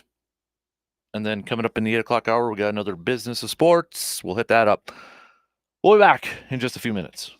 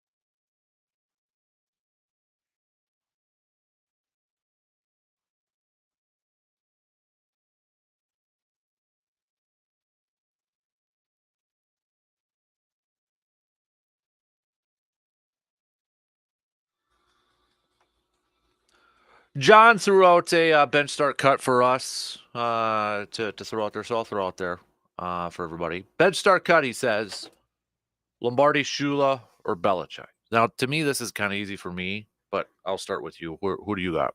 Lombardi, Shula, or Belichick? Mm-hmm. Start Lombardi, bench Belichick, cut Shula. That's where I'm at. Yeah. And this isn't an knock, but I think if it got into, if you're ranking coaches, Shula wouldn't even be 3 for me. I'm a big Bill Walsh and Paul Brown. I'd put those two guys in that conversation over there too. So yeah, I would start Lombardi, and I've gone back and forth on the whole Lombardi and Belichick one. I really have. But I think for me, when I really think about it, and I'm not one of those two, I don't want to get into the whole who made who, Brady, Belichick sort of thing, because I do believe for every really good head coach, there's always a really good quarterback there. I would also say Joe Gibbs probably should deserve a lot more credit too, for he won with a different quarterback every single time over in Washington. And sometimes not the greatest quarterback by NFL standards. Right, exactly. So, Lombardi star, but I guess I go back to is how the Packers look with all those Hall of Famers before Lombardi got there, and how Lombardi really got the most out of them. That's kind of where I always go back to. So that's why I put Lombardi at number 1. Yeah. And Belichick 2, and then Shula, in this case, I would cut. So, but even though he had the longevity. But does he get a knock though too for not winning with Marino? Yeah. I mean, now I should say, I think a lot of that was front office. Mm-hmm. So I don't know that how much say Shula had in all of that. And that's the other thing I think a lot of us fans maybe sometimes we kind of overlook is like when we talk about, well, that guy didn't get it done or that guy should have won more. How much should we factor front office into that? We should factor it a lot. Yeah. That makes a big difference. I mean, if they can't give you the players, what are you supposed to do? Mm-hmm. So that was part of it. The Dolphins didn't do a good job of drafting defense. And they had some good defensive players, but they didn't have a good job of that overall in the later 80s into the 90s. And that's not what happened. The Dolphins didn't do much. They made one AFC championship game. No, they made two. It's after 85 when they lost to the Patriots, that big upset. Mm-hmm. They made one after that, the 92 season. Yeah. That was it. Mm-hmm. Maybe this kind of feeds into, did you see what CJ Stroud, what all he kind of had to say about quarterbacks, especially about Aaron Rodgers and such? A little bit. Quick describe. What did he say? So a couple things. One, he said if Matthew Stafford had the team that Aaron Rodgers had, Matthew Stafford would have multiple Super Bowls. So I take that as he thinks Stafford's a better quarterback than Aaron Rodgers. Okay. Right? I mean, that's how I take it. If you put Stafford in that same position, and he says Stafford would have multiple, I take that as he thinks Stafford's better. He would also take Eli Manning's career over Aaron Rodgers' career. Because of the multiple Super Bowl wins? 2 Super Bowls compared to 1. Yeah, I mean, I guess then we're back into the would you rather have won more Super Bowls or have performed better? Oh, yeah, all of that. So, and I think the interesting part, I do think he's going to get in. But what if Eli doesn't get in the Hall of Fame? Let's say he wouldn't be a Hall of Famer. Does that change, though? I think it kind of changed for me because, I mean, if that means 2 Super Bowls to 1, but maybe the defining thing there is whether I get in the Hall of Fame or not, I might take the 1 Super Bowl, but I know I'm getting in the Hall of Fame. That's a tough question because, again, here we go. Herm Edwards, you play to win the game. Right. And the ultimate is winning the Super Bowl. But then you're in the Hall of Fame where the busts talk. Yeah. And you're glorified forever. Oof. That's just a straight up debate. That's what it is. What is it? Oh, so let's put it this way. You could have Eli's 2 championships, 2 Super Bowls. Or Rodgers 4 MVPs, 1 Super Bowl, and surefire Hall of Fame. What would you rather have? I think I think I would take the former. Now, as I think about what are the standards to get into each one, the Hall of Fame is a little bit more arbitrary compared to the Super Bowl. If you win it, you win it. Mm-hmm. Whereas in the Hall of Fame, Could be, yeah, but we already inducted several people from your position the past 3 years, so it could be a circumstance of timing. So you take Eli's. I think I would, Mm. which that gets into whoa, Eli, but no, I mean, just in a principle sense, not necessarily in an Eli Manning sense. Now, if you're just saying, would I rather take Aaron Rodgers' career or Eli Manning's career, and I'm going to blatantly contradict myself, I would take Aaron Rodgers' career because talent, okay, how much of that was the front office? We're back to that. I mean, if Aaron Rodgers is given a better team, maybe he wins more Super Bowls. Mm-hmm. Give me the one Super Bowl ring and the gold jacket. I would rather have that. And then I get my bust in Canton for all to see for the rest of time. Because then, well, best of both worlds too. Exactly, right? I mean, obviously you want multiple championships, but me personally, if I had to sacrifice one of those rings to get a gold jacket as part of my legacy, part of my career, I'm probably taking that. Yeah, I agree. I'm getting the bust on there. So you change it now. I'm changing. Yeah. Yeah, we'll go with that. Okay. So, yeah. I mean, maybe. Okay. No MVPs. Drew Brees. 1 Super Bowl. Hall of Famer. 2 Super Bowls. No Hall of Fame. 2 Super Bowls. No. Okay. So again, it's one. We're essentially comparing Drew Brees and Eli Manning. Eli is going to get the Hall of Fame, and I know that's going to spark debate from a lot of people to begin with. But okay, maybe the question is, if Eli didn't have the last name Manning, is he in the Super Bowl? Is he in the Hall of Fame? No. I mean, is he Jim Plunkett? Yeah, it's essentially. It's actually a pretty decent comp. Someone who's kind of around, good when it kind of mattered, I guess. Yeah. Wow, the Plunkett Manning. I don't know if I've ever heard that comparison before. That's a pretty good one. Yeah, I think Manning's in, and I think that's gonna. There'll be a few calls that they don't agree with it. So right, understandable. Ben's gonna get in. I'm looking at that draft class. Ben Roethlisberger's gonna get in, I think. Phillip, no MVPs, but he put up stats. That's gonna be interesting to see how those 3 go. Oh yes, and like first ballots or what number do they go into? So 2 in, 1 more to go.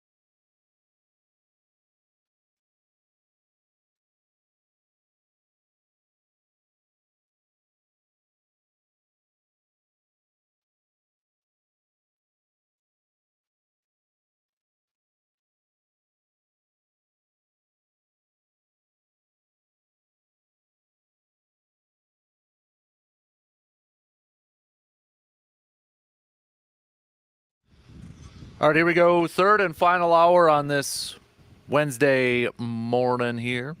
Appreciate you tuning in wherever, however you may be tuning in from.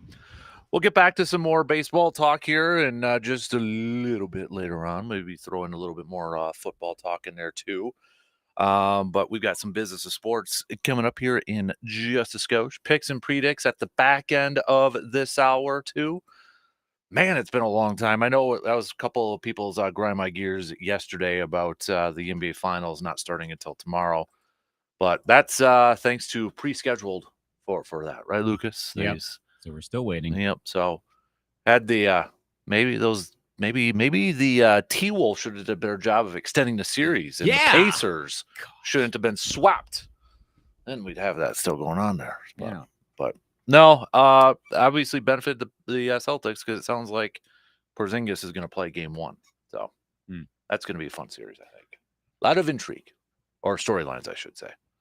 For sure. Like, I mean, I'm not expecting drama with Kyrie in Boston. I'm not going to that length. But the more fun thing is going to be watching Luka Doncic with Boston fans. Mm-hmm. Again, someone, I can't remember who it was on a podcast, said he was getting angry at Timberwolves fans. Mm-hmm.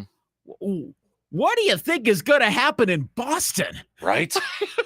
Right. Like, I couldn't even really get that mad about it when he was ripping on the Wolves fans, which of course you're going to get some dorks in there that are ripping on Luka. Like, please don't. Like, oh my gosh. I would almost like all the multiple feeds you get during college football playoff. ESPN should devote one, knowing there's going to be some language that is like microphones on Luka and a certain segment of the TD Garden fan sections. Mm-hmm. And just listen to that interaction. That is going to be wild. Mm-hmm. Those first 2 games, and hopefully some more as well. Yeah. Let's do the business of sports, brought to you by Security Financial Bank. And I'm going to do a little bit of a different twist on this here. So bear with me. But what has been a big topic of conversation in the sports world in the last couple of days here? Caitlin Clark in the WNBA, and how maybe officials are calling it, maybe certain players are kind of being a little aggressive with her. But I'm going to throw this question out to you. Is it actually good for the WNBA? Because why? Everybody's talking about them, right? So is it good publicity? No such thing as bad publicity. Yeah. You think so? Yeah. Because let me back up. You are the biggest WNBA fan that I know personally. And I'm not even that big of a WNBA fan, but by definition, I still am. Mm-hmm. Yes, that is true. It's the most amount of attention they've gotten, clearly, in my life. Mm-hmm. I mean, I still remember the Monday night promos on ESPN back in 1997, 98 or so. And how much it was pushed for the longest time. And it didn't quite take. It started to take, picked up a bit in the past few years. And then this year, to call it a leap would actually be a little bit of an understatement in terms of the attention it's getting. Mm-hmm.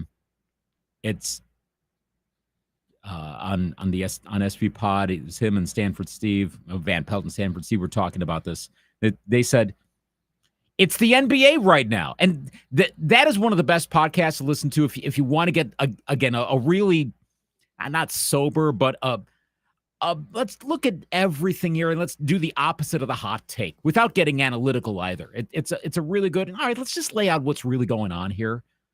And they looked at it that way. Like the drama talk right now is an NBA world. It's at that level of the WNBA. Now, there's a lot there that potentially can go way off the rails.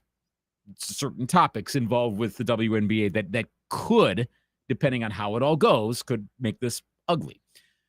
But right now, we're not at that point. Some of that's always going to be there. Andrew Brandt talked about that on his last pod, that those issues, part of it is rookie versus veteran. Part of it is black versus white. Part of it is straight versus gay. There are all of those factors in there. It's a big soup of everything. Some of, not exactly those, but other on-court, off-court issues have risen in other leagues before as well. Mm-hmm. There's a history of this. But provided it can be kept in check, and ultimately we get back to the focus of the league, then the publicity is good. It's almost like you need the spice to really sell the product. Mhm. You'd rather not, all things considered, but you really can get it moving along if you can write it just right. And that's where the WNBA is at right now. I mean, it absolutely is the biggest it's ever been. So yes, I agree with that. Now, if we start having people like throwing Caitlin Clark into the stands, like, okay, now we got a problem. Mhm. Now we've gone into, now there actually is bad publicity. But right now, I think we're okay. I mean, you go to ESPN.com right now. The top headline is about Angel Reese getting ejected.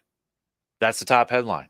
The top 2 photos on the homepage is Angel Reese, and it's the press conference afterwards with her coach and players. I honestly can't remember last time I saw the main 3 things on the homepage for ESPN being WNBA related. And of course, there'll be some people like, oh, well, of course, because ESPN they want to try to push their own product. Well, that's every network does that with everything. But it's the third headline on here is LeBron, and the fourth one is the NFL with McCaffrey. WNBA is number 1. The WNBA, and yes, I know LeBron's not playing right now, and we are in one of the relatively quietest parts of the NFL year. But note that WNBA has topped the NFL and LeBron. That's not going to be probably won't be the case in October unless somehow the Fever go on some run and the Sky go on some run, and it's Reese versus Clark in the WNBA finals. That actually would be kind of fascinating to see how close it gets to NFL talk at that point. If that would, and it won't be, the teams are nowhere good enough to get there. It's not going to happen this year. But that would be fascinating to see if it did happen. How far does it cut in? I'm not going to say it would top it, the NFL, but how far does it cut in? It would, more than we were expecting. They're hot button topics right now. And it's not everything ESPN either. Again, Andrew Brandt spent the first half of his podcast talking all things WNBA. And he also said, I don't know if you heard his example from a little ways back when I think it was the Mavericks were playing the Clippers and Caitlin Clark was playing the Dallas Wings in the preseason, and he chose Caitlin Clark tickets preseason over the NBA playoffs. And again, he's very much like, what's the big thing? What is the business aspect of it? That's the way he went. This is good publicity. This is good publicity right now. I keep saying right now. Again, this could go bad, but right now it's good. Is it straight up because of Caitlin Clark, or is it, with this? Because I saw Rebecca Lobo the other day said she kind of disagreed with the notion that there are players jealous of Caitlin Clark in the league. I don't know if I buy that right now. I feel like there is maybe a little animosity towards her, or maybe it's just something of, I'll call it the Jordan effect for me. I didn't like Jordan because he was good, because he beat my teams and he wasn't on my favorite team, right? If I was a Bulls fan, Jordan is the greatest thing of all time.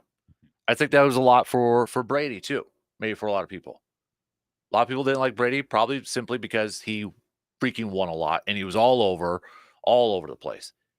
Is that the same with Caitlin Clark, but maybe a little bit within her own league, where there might be a little bit of jealousy, but at the same time, they also understand too it's a good thing for the sport? I think probably most do. Now, she's also a rookie, so that's going to affect a lot of this as well. Like, if she starts doing really well, that's going to change the level of respect really fast, like it does with every player anywhere, provided that player is not a jerk or a Rudy Gobert that somehow rubs most people the wrong way just because of who they are as a person. And by most accounts, Caitlin Clark, I haven't seen any account that she would rub people the wrong way. So that if she stays good and the Fever start doing better, it'll come around naturally. There probably are some players that don't understand that are maybe resentful might be the way to put it, where they're going, yeah, we've done the work. We've been here all along. We've been playing pro basketball for a while. This league has been around a while. and now she comes in and gets all the attention. But I think that happens with anything in our lives. I was going to say, I think that's human nature to an extent. I mean, I think a lot of us can probably maybe make similar comparisons in whatever facet of your life. I think it's natural. Like, okay, you got this rookie, for crying out loud, coming in on my turn. I mean, how many times does that get, displayed in a movie, right? Mhm. Oh, the young stud, whatever, comes in, and then you get a little jealousy from the players and all that sort of stuff. And then, I mean, we see that all the time, Mhm. whether it's in Hollywood and or real life situations and such. It's getting more exposure right now because more people are tuning in, right? Right. And that's why we're talking about it, because it's getting more exposure because more people are tuning in. So on the same breath, it's like it may be annoying for a lot of those players, but you know what? Same time, there's more attention drawn to the sport. Brad called her the bell cow. She's bringing the vast majority of this attention to the league, so everything raises up. You better believe I'm pretty happy that the Lynx are performing better than expected this year. I think they were probably going to be okay at minimum.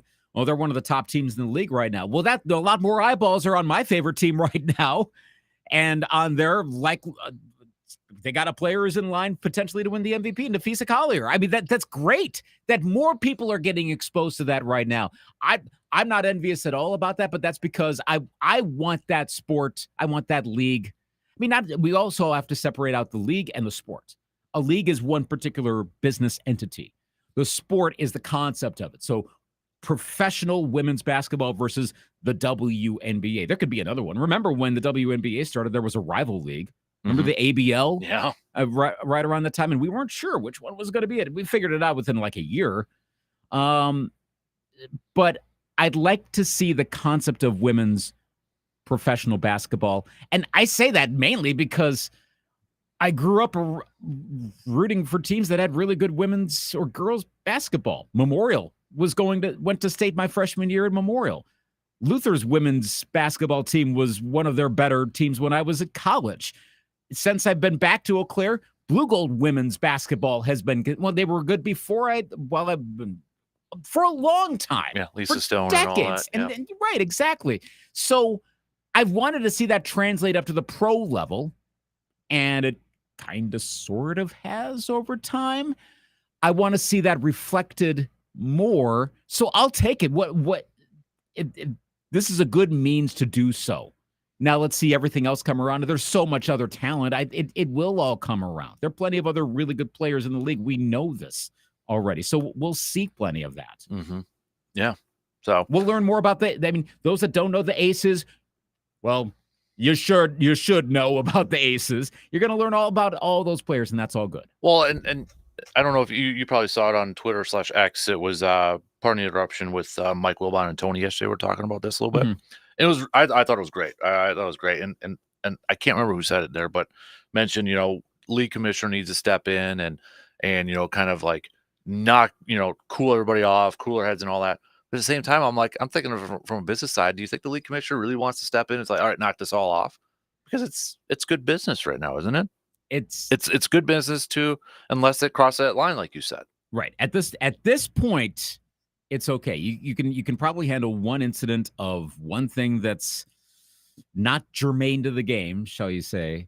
And this is maybe there's like a subtle warning going on, like, okay, everybody, just don't make it any worse. Okay, we're actually in a good spot right now. And I think rivalries are good. I love rivalries.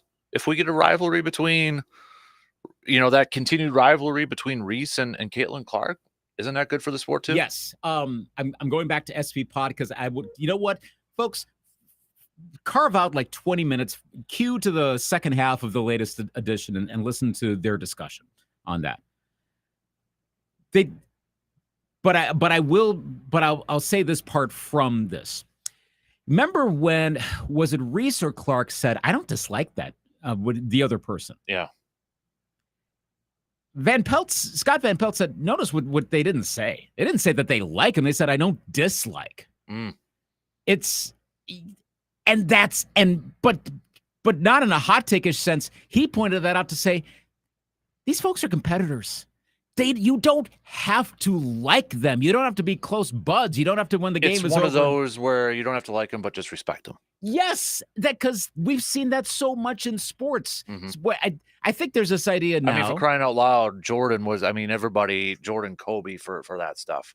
That's Jordan and Kobe. We're praising that. We're loving that. We're eating that up. We ate that up in the Last Dance documentary, for crying out loud. We ate that up in the other documentary about Redeem Team with Kobe going through Paul Gasol, like just body checking him in the Olympics, even though that was his teammate in the NBA. We love it. Why can't we love it in the WNBA? Right. And I think in sports in general, now we're at this point of, and maybe because there are more ways to find out what players do in the offseason and what players do in the days between games, that if player A is not hanging out with player B, oh my gosh, what's wrong? Like I think we've come to expect that everyone gets along in some ways. Well, and I mean, come on, how many we till this day, how many years has it gone by? But we still love hearing that how Jordan didn't get Isaiah on the dream team.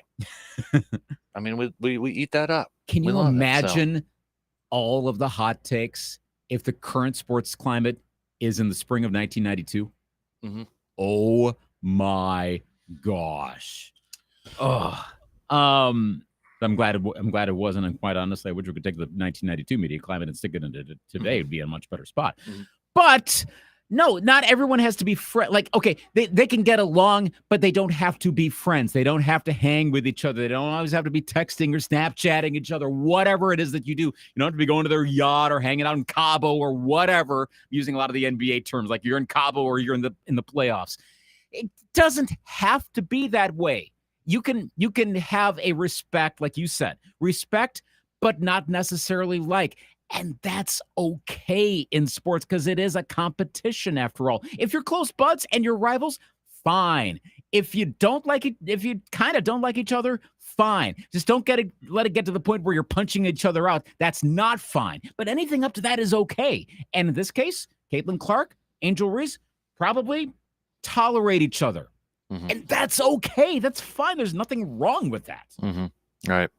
All right, we're going to take a quick break here. We'll switch gears here and get back to some more baseball chats coming up after these quick words.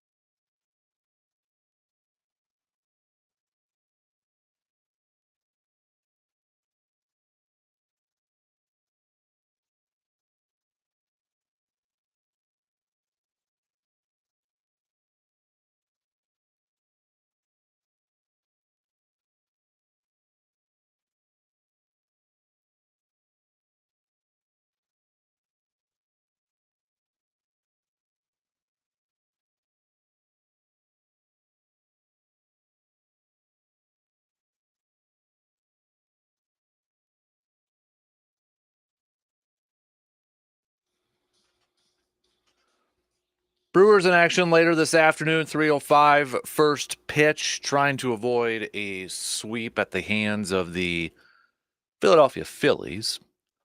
Twins, game 2 of their series against the New York Yankees. Twins currently 7 games back from Cleveland for first place in the division, but Twins are 33-27 at this point. So, a little bit earlier we were talking about trades, trade deadlines and all that. And I was kind of reading some of the articles last couple days and such. And would you say the Twins are at that stage, like they don't really know yet at this point in time, even though they're 7 back from first place against the Guardians? I was going through yesterday's article, the Jeff Pat. Yeah, Jeff Passons. I didn't get a chance because I don't have the plus. Right. So I did a deep dive. That's where I saw some of the stuff on Crochet.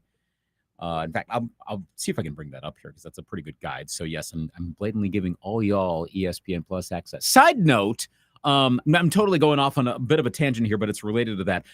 There's a Twitter account I follow that has like older college football clips from like the 80s and 90s and sometimes the aughts. And it had a clip of a Gophers Wolverines football game from Glenn Mason's first year, 1997. And it was a Sports Center clip, and it was credited to ESPN Plus. Which threw me. I'm like, wait, what? I don't remember that because I was watching Sports Center back in 97 a lot, and I don't remember there was a different ESPN Plus back then. I have to remind myself what that is. So in the Passan article, he has the Twins as likely to be doing something. They're definitely not sellers. Part of it is a matter of who they have on their team right now. And the Twins believe they've got enough talent. They don't need to radically alter their team. I'm trying to find the exact article here, but no, they're definitely not going to be sellers. That's for sure. It may not entirely matter what's going on with the Guardians. The Guardians probably are going to slip back a little bit because, again, some of their metrics are not the sort of metrics that last for a whole season. Mm-hmm. It's not doable. If they do something, if they pull this off going wire to wire with maybe almost, if not the best record in baseball, this would be unprecedented. No one does this. Mm-hmm. Okay, but I'm bringing it up here. But they're in the playoffs right now, and there's a gap between them and the 7th team. Again, this is early June, plenty of time for that to change. But I don't know who's that team that's going to suddenly come up and pull away from them. They're in the tweener category. So, yeah, Royce Lewis returning makes a difference. Lewis comes back last night, and, yeah, I know the Yankees pretty much had their way. But guess who hit a home run? Royce Lewis, immediately. I saw he has a .4 WAR in the season already. He's played parts of 2 games.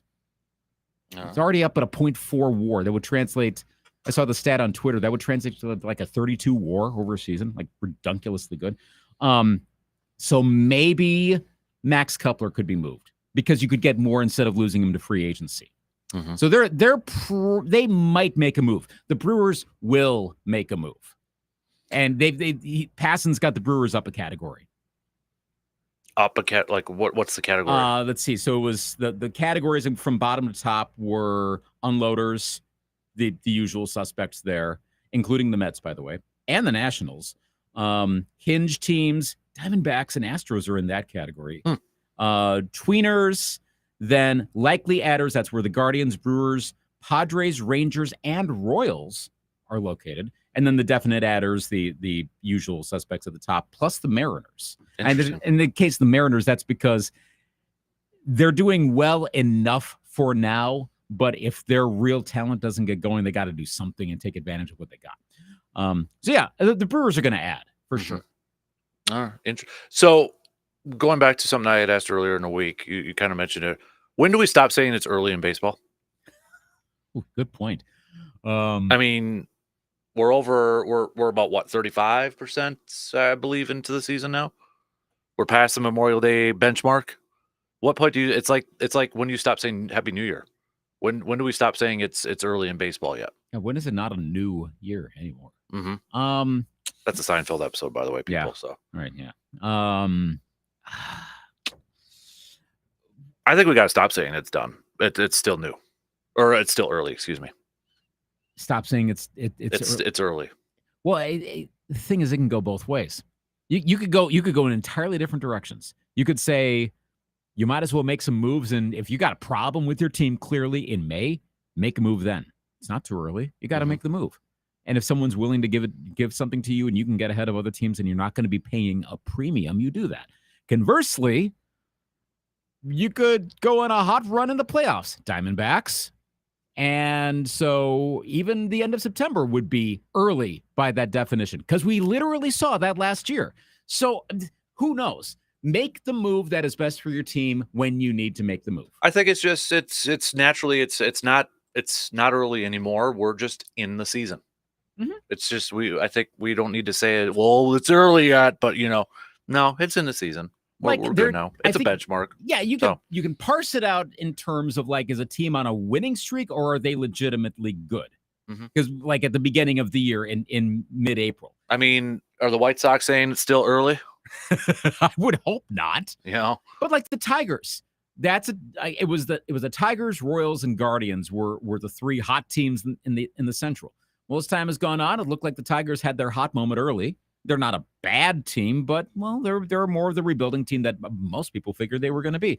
Royals, on the other hand, they weren't just hot for a little bit. They've got one of the top 5 MVP contenders right now on that team. They've got possibly the Cy Young favorite at this point, Seth Lugo, on that team. Seriously, the Royals could have the MVP and the Cy Young award winner this year. That is a I don't want to say a strong possibility, but it's more than just legit. It's somewhere in between. So they are for real, but you had to get to May and June to really know that. So that's why I say again, you have to assess your team. What's the chemistry? What are the vibes? How are our guys trending? Can you see it's a bunch of fluky stuff, or okay, this guy doesn't have it, et cetera, all of that stuff. Staying with baseball here, just slightly off topic though. We got a lifetime ban for gambling in baseball.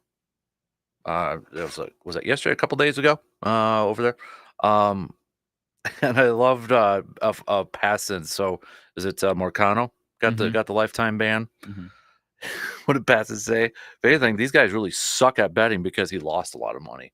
Yeah, that's one thing with that, because wasn't it that Raptors guy too for the NBA? Shantae Murray. Yeah, he sucked at it too. Yeah, but I mean, obviously, with the increase in sports gambling now and leagues being more open to it, and that kind of a receiver defer. Do you feel like we're going to find out more players are going to be caught with this?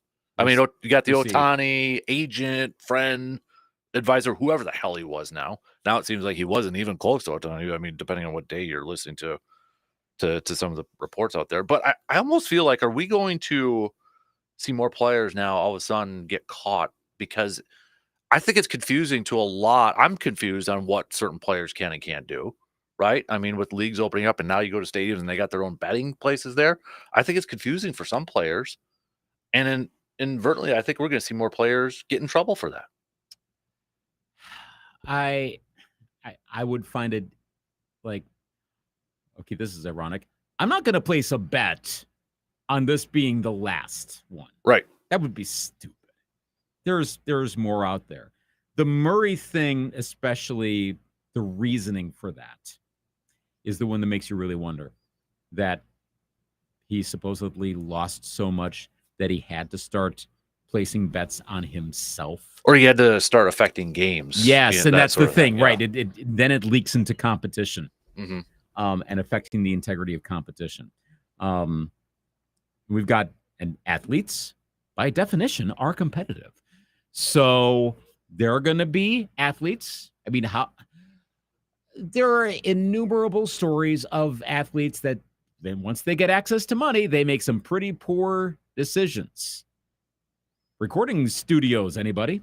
And all sorts of variations of that. So, of course, when they get a lot of money and they're competitive and you can more easily gamble, you're going to start to do that more and more. And some are going to be, probably a lot are going to be bad at it. Then how many of them, and it could be one or two, but still, that could be enough to swing a series or swing a season. that go, all right, well, I guess I got to get out of my gambling debt. All right, I'm going to start betting on my own games. And there we go. Mhm. This is I would be shocked if we don't see something more like this. Now, is this going to be, are we going to get someone where we know the player? Where we thought of maybe initially with Ohtani. Yeah, what does it get? Even somewhere in between. Mhm. The two that have been banned thus far, the vast majority of folks had no idea who that person was. Well, then you're going to get the conspiracy theorists coming out now and saying, are we going to get another Jordan thing where he retired even though he was suspended for gambling, which has been downplayed how many times, but you still got people that believe that. What was the saying? I saw the quote on Twitter this morning, and I can't remember, well, A, who brought it up, but B, it was a fairly famous sports figure that said, like, they're so angry about Kentucky cheating that they're going to put Cleveland State on probation. Oh, yeah. Is this one where, yeah, the bigger players are just going to go as quiet, but you lay the hammer down on the lesser known people because most aren't going to care about that, because then we're doing something about this. Right. Because you don't want to have a controversy. Like, I'm just going to say, like, I'm just going to use okay, what if Luka Doncic suddenly was caught? Or maybe go like a couple layers below, like Bradley Beal. Okay, take someone who, like, all the NBA fans know is a good player by and large. He's also not a superstar. Well, what do you do there? Like, you'd have to do something, but what do you cover that up and find some G leaguer? No. I think it's going to happen to a bigger player at some point. Mhm. I feel that's inevitable. Mhm. Yeah, I feel like we're going to hear a little bit more about this, more players coming out. But I am curious, like, okay, I hate to say this and use this comparison, but I mean, it's given me flashbacks to the steroid era and finding out all these players. And like, we were almost waiting for like that one big player. You know what I mean? And then there was like the list with A-Rod and then Bronny and all that stuff on there. Gosh, I forgot about how that was. Now I remember that. Oh, that was not fun. No. I mean, that's what I'm kind of getting flashbacks of. Like, we're going to find a list somewhere. And Passon made a good point about this too. He said this is the first lifetime ban for actually gambling. Pete Rose accepted his lifetime ban, but this is the first lifetime ban levied by Major League Baseball since 1924. Think about that. Wow. I mean, maybe this is the message sender, but we're going to have to But does see. that message get sent if it's, somebody, let's face it, everybody's got egos in sports, right? Mm-hmm. Get somebody who's a little bit more of a well-known name. They might have the mindset, they ain't going to do anything to me. Mm-hmm. They're not going to do anything to me. Right, because I'm a bigger guy, so of course I'm invincible. But that gets back to the competitive mindset of a lot of athletes. Mm-hmm. No one can stop me, which you want that for them to play their sport. But if that leaks into other stuff, then that is a problem. Mm-hmm. And I would not be surprised if that does happen to some bigger athlete. And look, if it's clear that a bigger a higher profile athlete did something what these two guys did, what Murray did, what Mercado did, the leagues are going to have to do the same thing. Because if you don't, then you're basically saying, it's fine for the stars to affect the league because they're gambling. And then why are we following sports outside of arguing about drama? Again, kind of back to the WNBA thing about how it's like the NBA in that the focus tends to be a little bit more on the drama aspect as opposed to actually what's happening on the court. If we're fine with talking about drama, cool, fix the games, whatever. All we care about is what did this guy look, how did this guy look, and what did this guy say in a press conference, whatever. Then I guess it's all just entertainment at that point. Or you got to suspend that person too. Yeah. His Marcano's win line, according to Pat, I love how Passon just put this in one of his tweets. According to Major League Baseball, he won only 4.3% of his 231 Major League Baseball related bets he placed.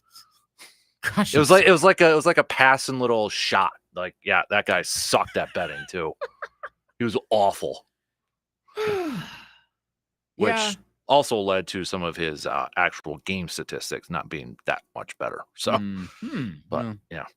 Okay. I'm gosh, I'm wary of a lot of this. Mm-hmm. I don't like where we're at right now. And I understand the legalization of betting, et cetera, et cetera. I get that, but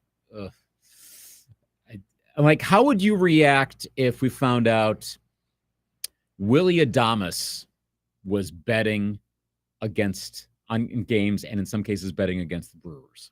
I don't know. I mean, I'm getting to the immune part of this whole thing. Like, I shouldn't be surprised about anything anymore, to be honest with you. Okay. It's like Papa Roach said, these scars remind us that the past is real. Thank you for the lyric.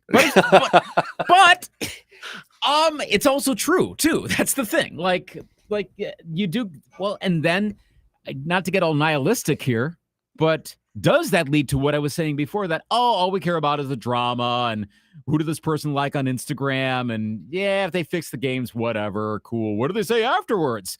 And are we in LOL nothing matters territory now? Mm-hmm. Which that would really suck. Like, then again, why are we following sports? Yeah. Why? Are we back to like basically it becomes a different version, a more professional version of like the Vanderpump Rules or whatever? I don't believe anybody in sports anymore. That's I hate to ruin childhood dreams, but I don't believe anybody in sports anymore. So I guess I shouldn't be too shocked about a lot of stuff. Yeah. Bronny ruined that. Favre ruined that. Aaron ruined that. List goes on. This is why you always need to be like not you, but why anyone needs to be careful about deifying. I mean, they're role models. We look up to them as kids.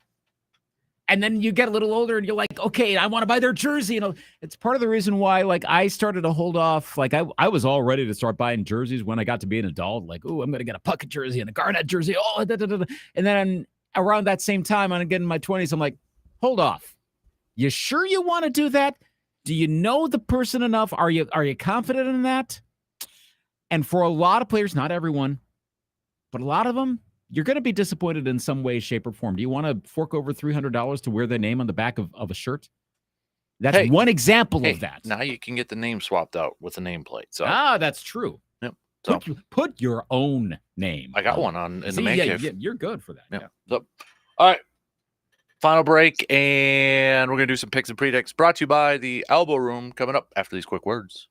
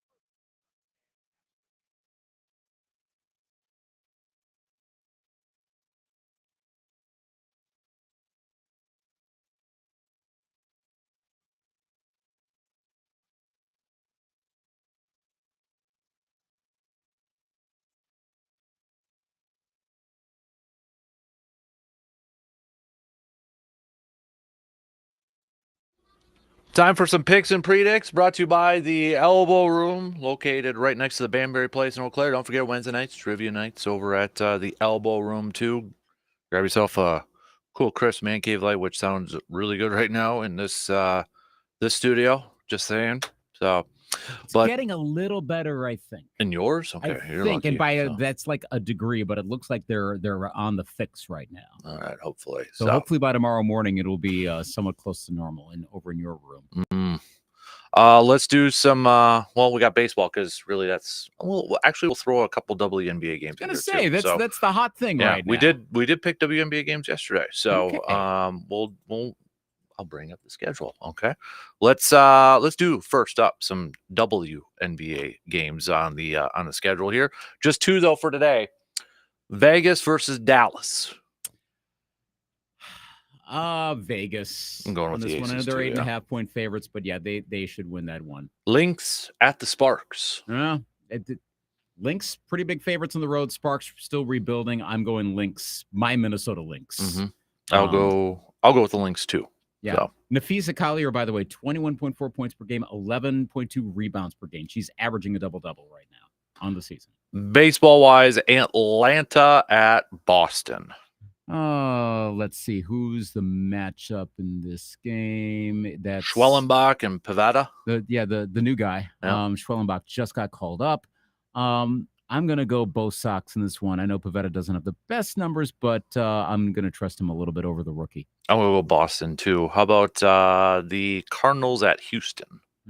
Nicolas versus Blanco. The cheater. Man, I thought Houston was starting to improve a little bit. Twins end up taking the series from them. I know that's just over the course of 3 games, but still. The Cardinals... quickly, level of concern over the Cardinals gradually getting better from 1 to 10. As a Brewers fan, how concerned are you that the Cardinals are going to somehow find their way into contention? 3. It's not a 1. No. It's still well, they're not in second anymore now either. So it's true. At this point, fourth, second to fifth is about the same thing. I'm going to go Stros. Yeah, I'm going to go Astros too. Let's do Giants at the Diamondbacks. Okay. Hicks versus Montgomery. He's struggling, Jordan Montgomery. I will go Gigantes in this one. I'm going to go with the Diamondbacks. Let's do Baltimore at Toronto. Oh boy. I'll take Baltimore. I'm going to go Baltimore as well. We'll go Twins at the Yankees. Yeah, come on. Rodon versus Paddock. Yeah, this is a Yankees win. I'll go Yankees too. Milwaukee, Philadelphia. Oh boy. Yeah. Philly. Yeah, I think the Brewers are going to get swept. It's just they got like really tough pitching matchups going up against the Phillies in this series. Another one here with Aaron Nola on the mound. So I'm going to go with Phillies. And yes, I know anything can happen. 1 week ago, we're like, yeah, Brewers have no shot against Imanaga. Mm-hmm. Well, that was a little different. Yep. So anything could happen. Could. Excuse me. All right, let's do some tip of the caps here. Busy day yesterday on the high school prep scene. So first off, tip of the caps to Aleva Strum, Cumberland, and Hudson have all advanced to play in state baseball, prep golf. Eau Claire Memorial made a run in day 2, but finished in second place. So Eau Claire Memorial Golf finished in second place, just 1 stroke away from first place. Division 3, Chautauqua Warehouser also finished in second place. Logan Weisinger from Durand, Arkansas was the individual champion at the D3 level. So tip of the cap to all of you. Very cool. Over there. So I know state softball is getting underway starting tomorrow there too. So we'll keep posting that. That's why Brandon's actually going to be in tomorrow. So Brandon's going to be in tomorrow because I think he's going to go down and check out Thorpe Cardinals at state. I actually know 2 people who've got daughters that play in the Fall Creek softball team. So there's kind of a little bit more of a like go Crickets. Yeah. For me this particular year. Mm-hmm. Medford 1 game short. So Lacrosse Logan beat them yesterday. So I did not get the Medford versus Altoona matchup for state. That was almost going to happen. So close. If Altoona would have won, it would have been Medford versus Altoona. So close. So, but nonetheless, didn't happen. No. So, and North did fall in game 1 yesterday too. So, okay.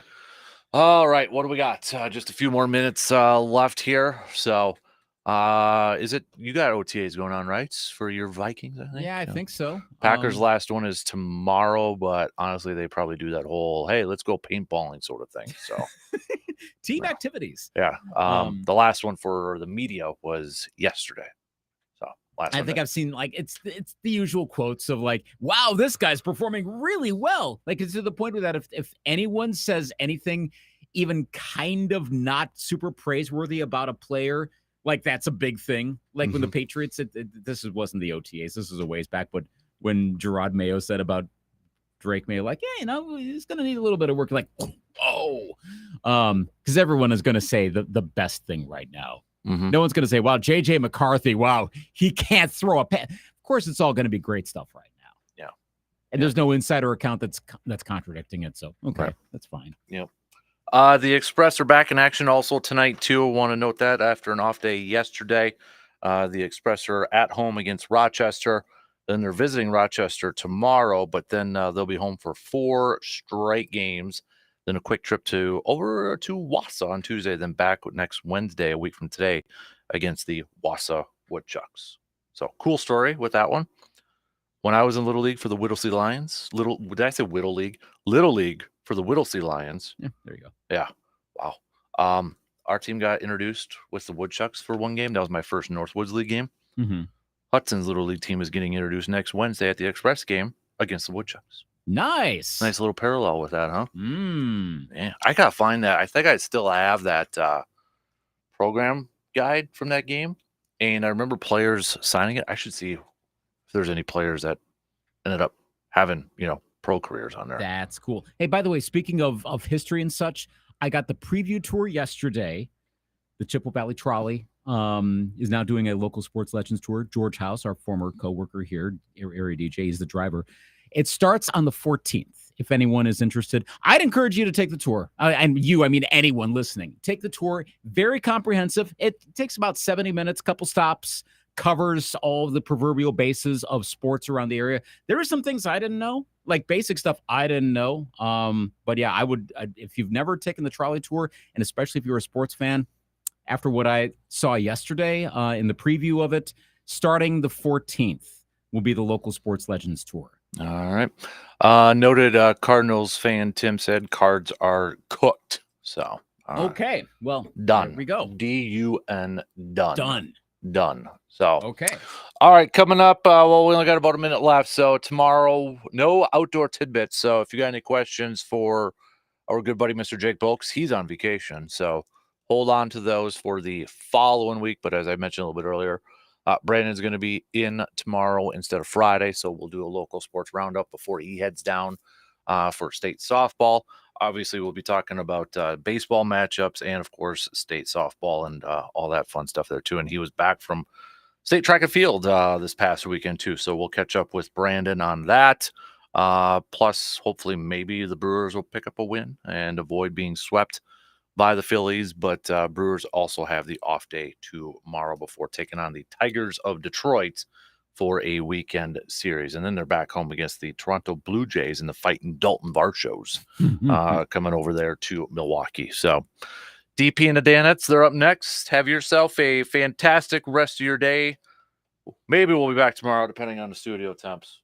It's a degree cooler here. It's getting better. Send it over here. I might bust that wall down. So, all right. Have a good rest of your day. We'll be back tomorrow, just past 6. Talk to you then.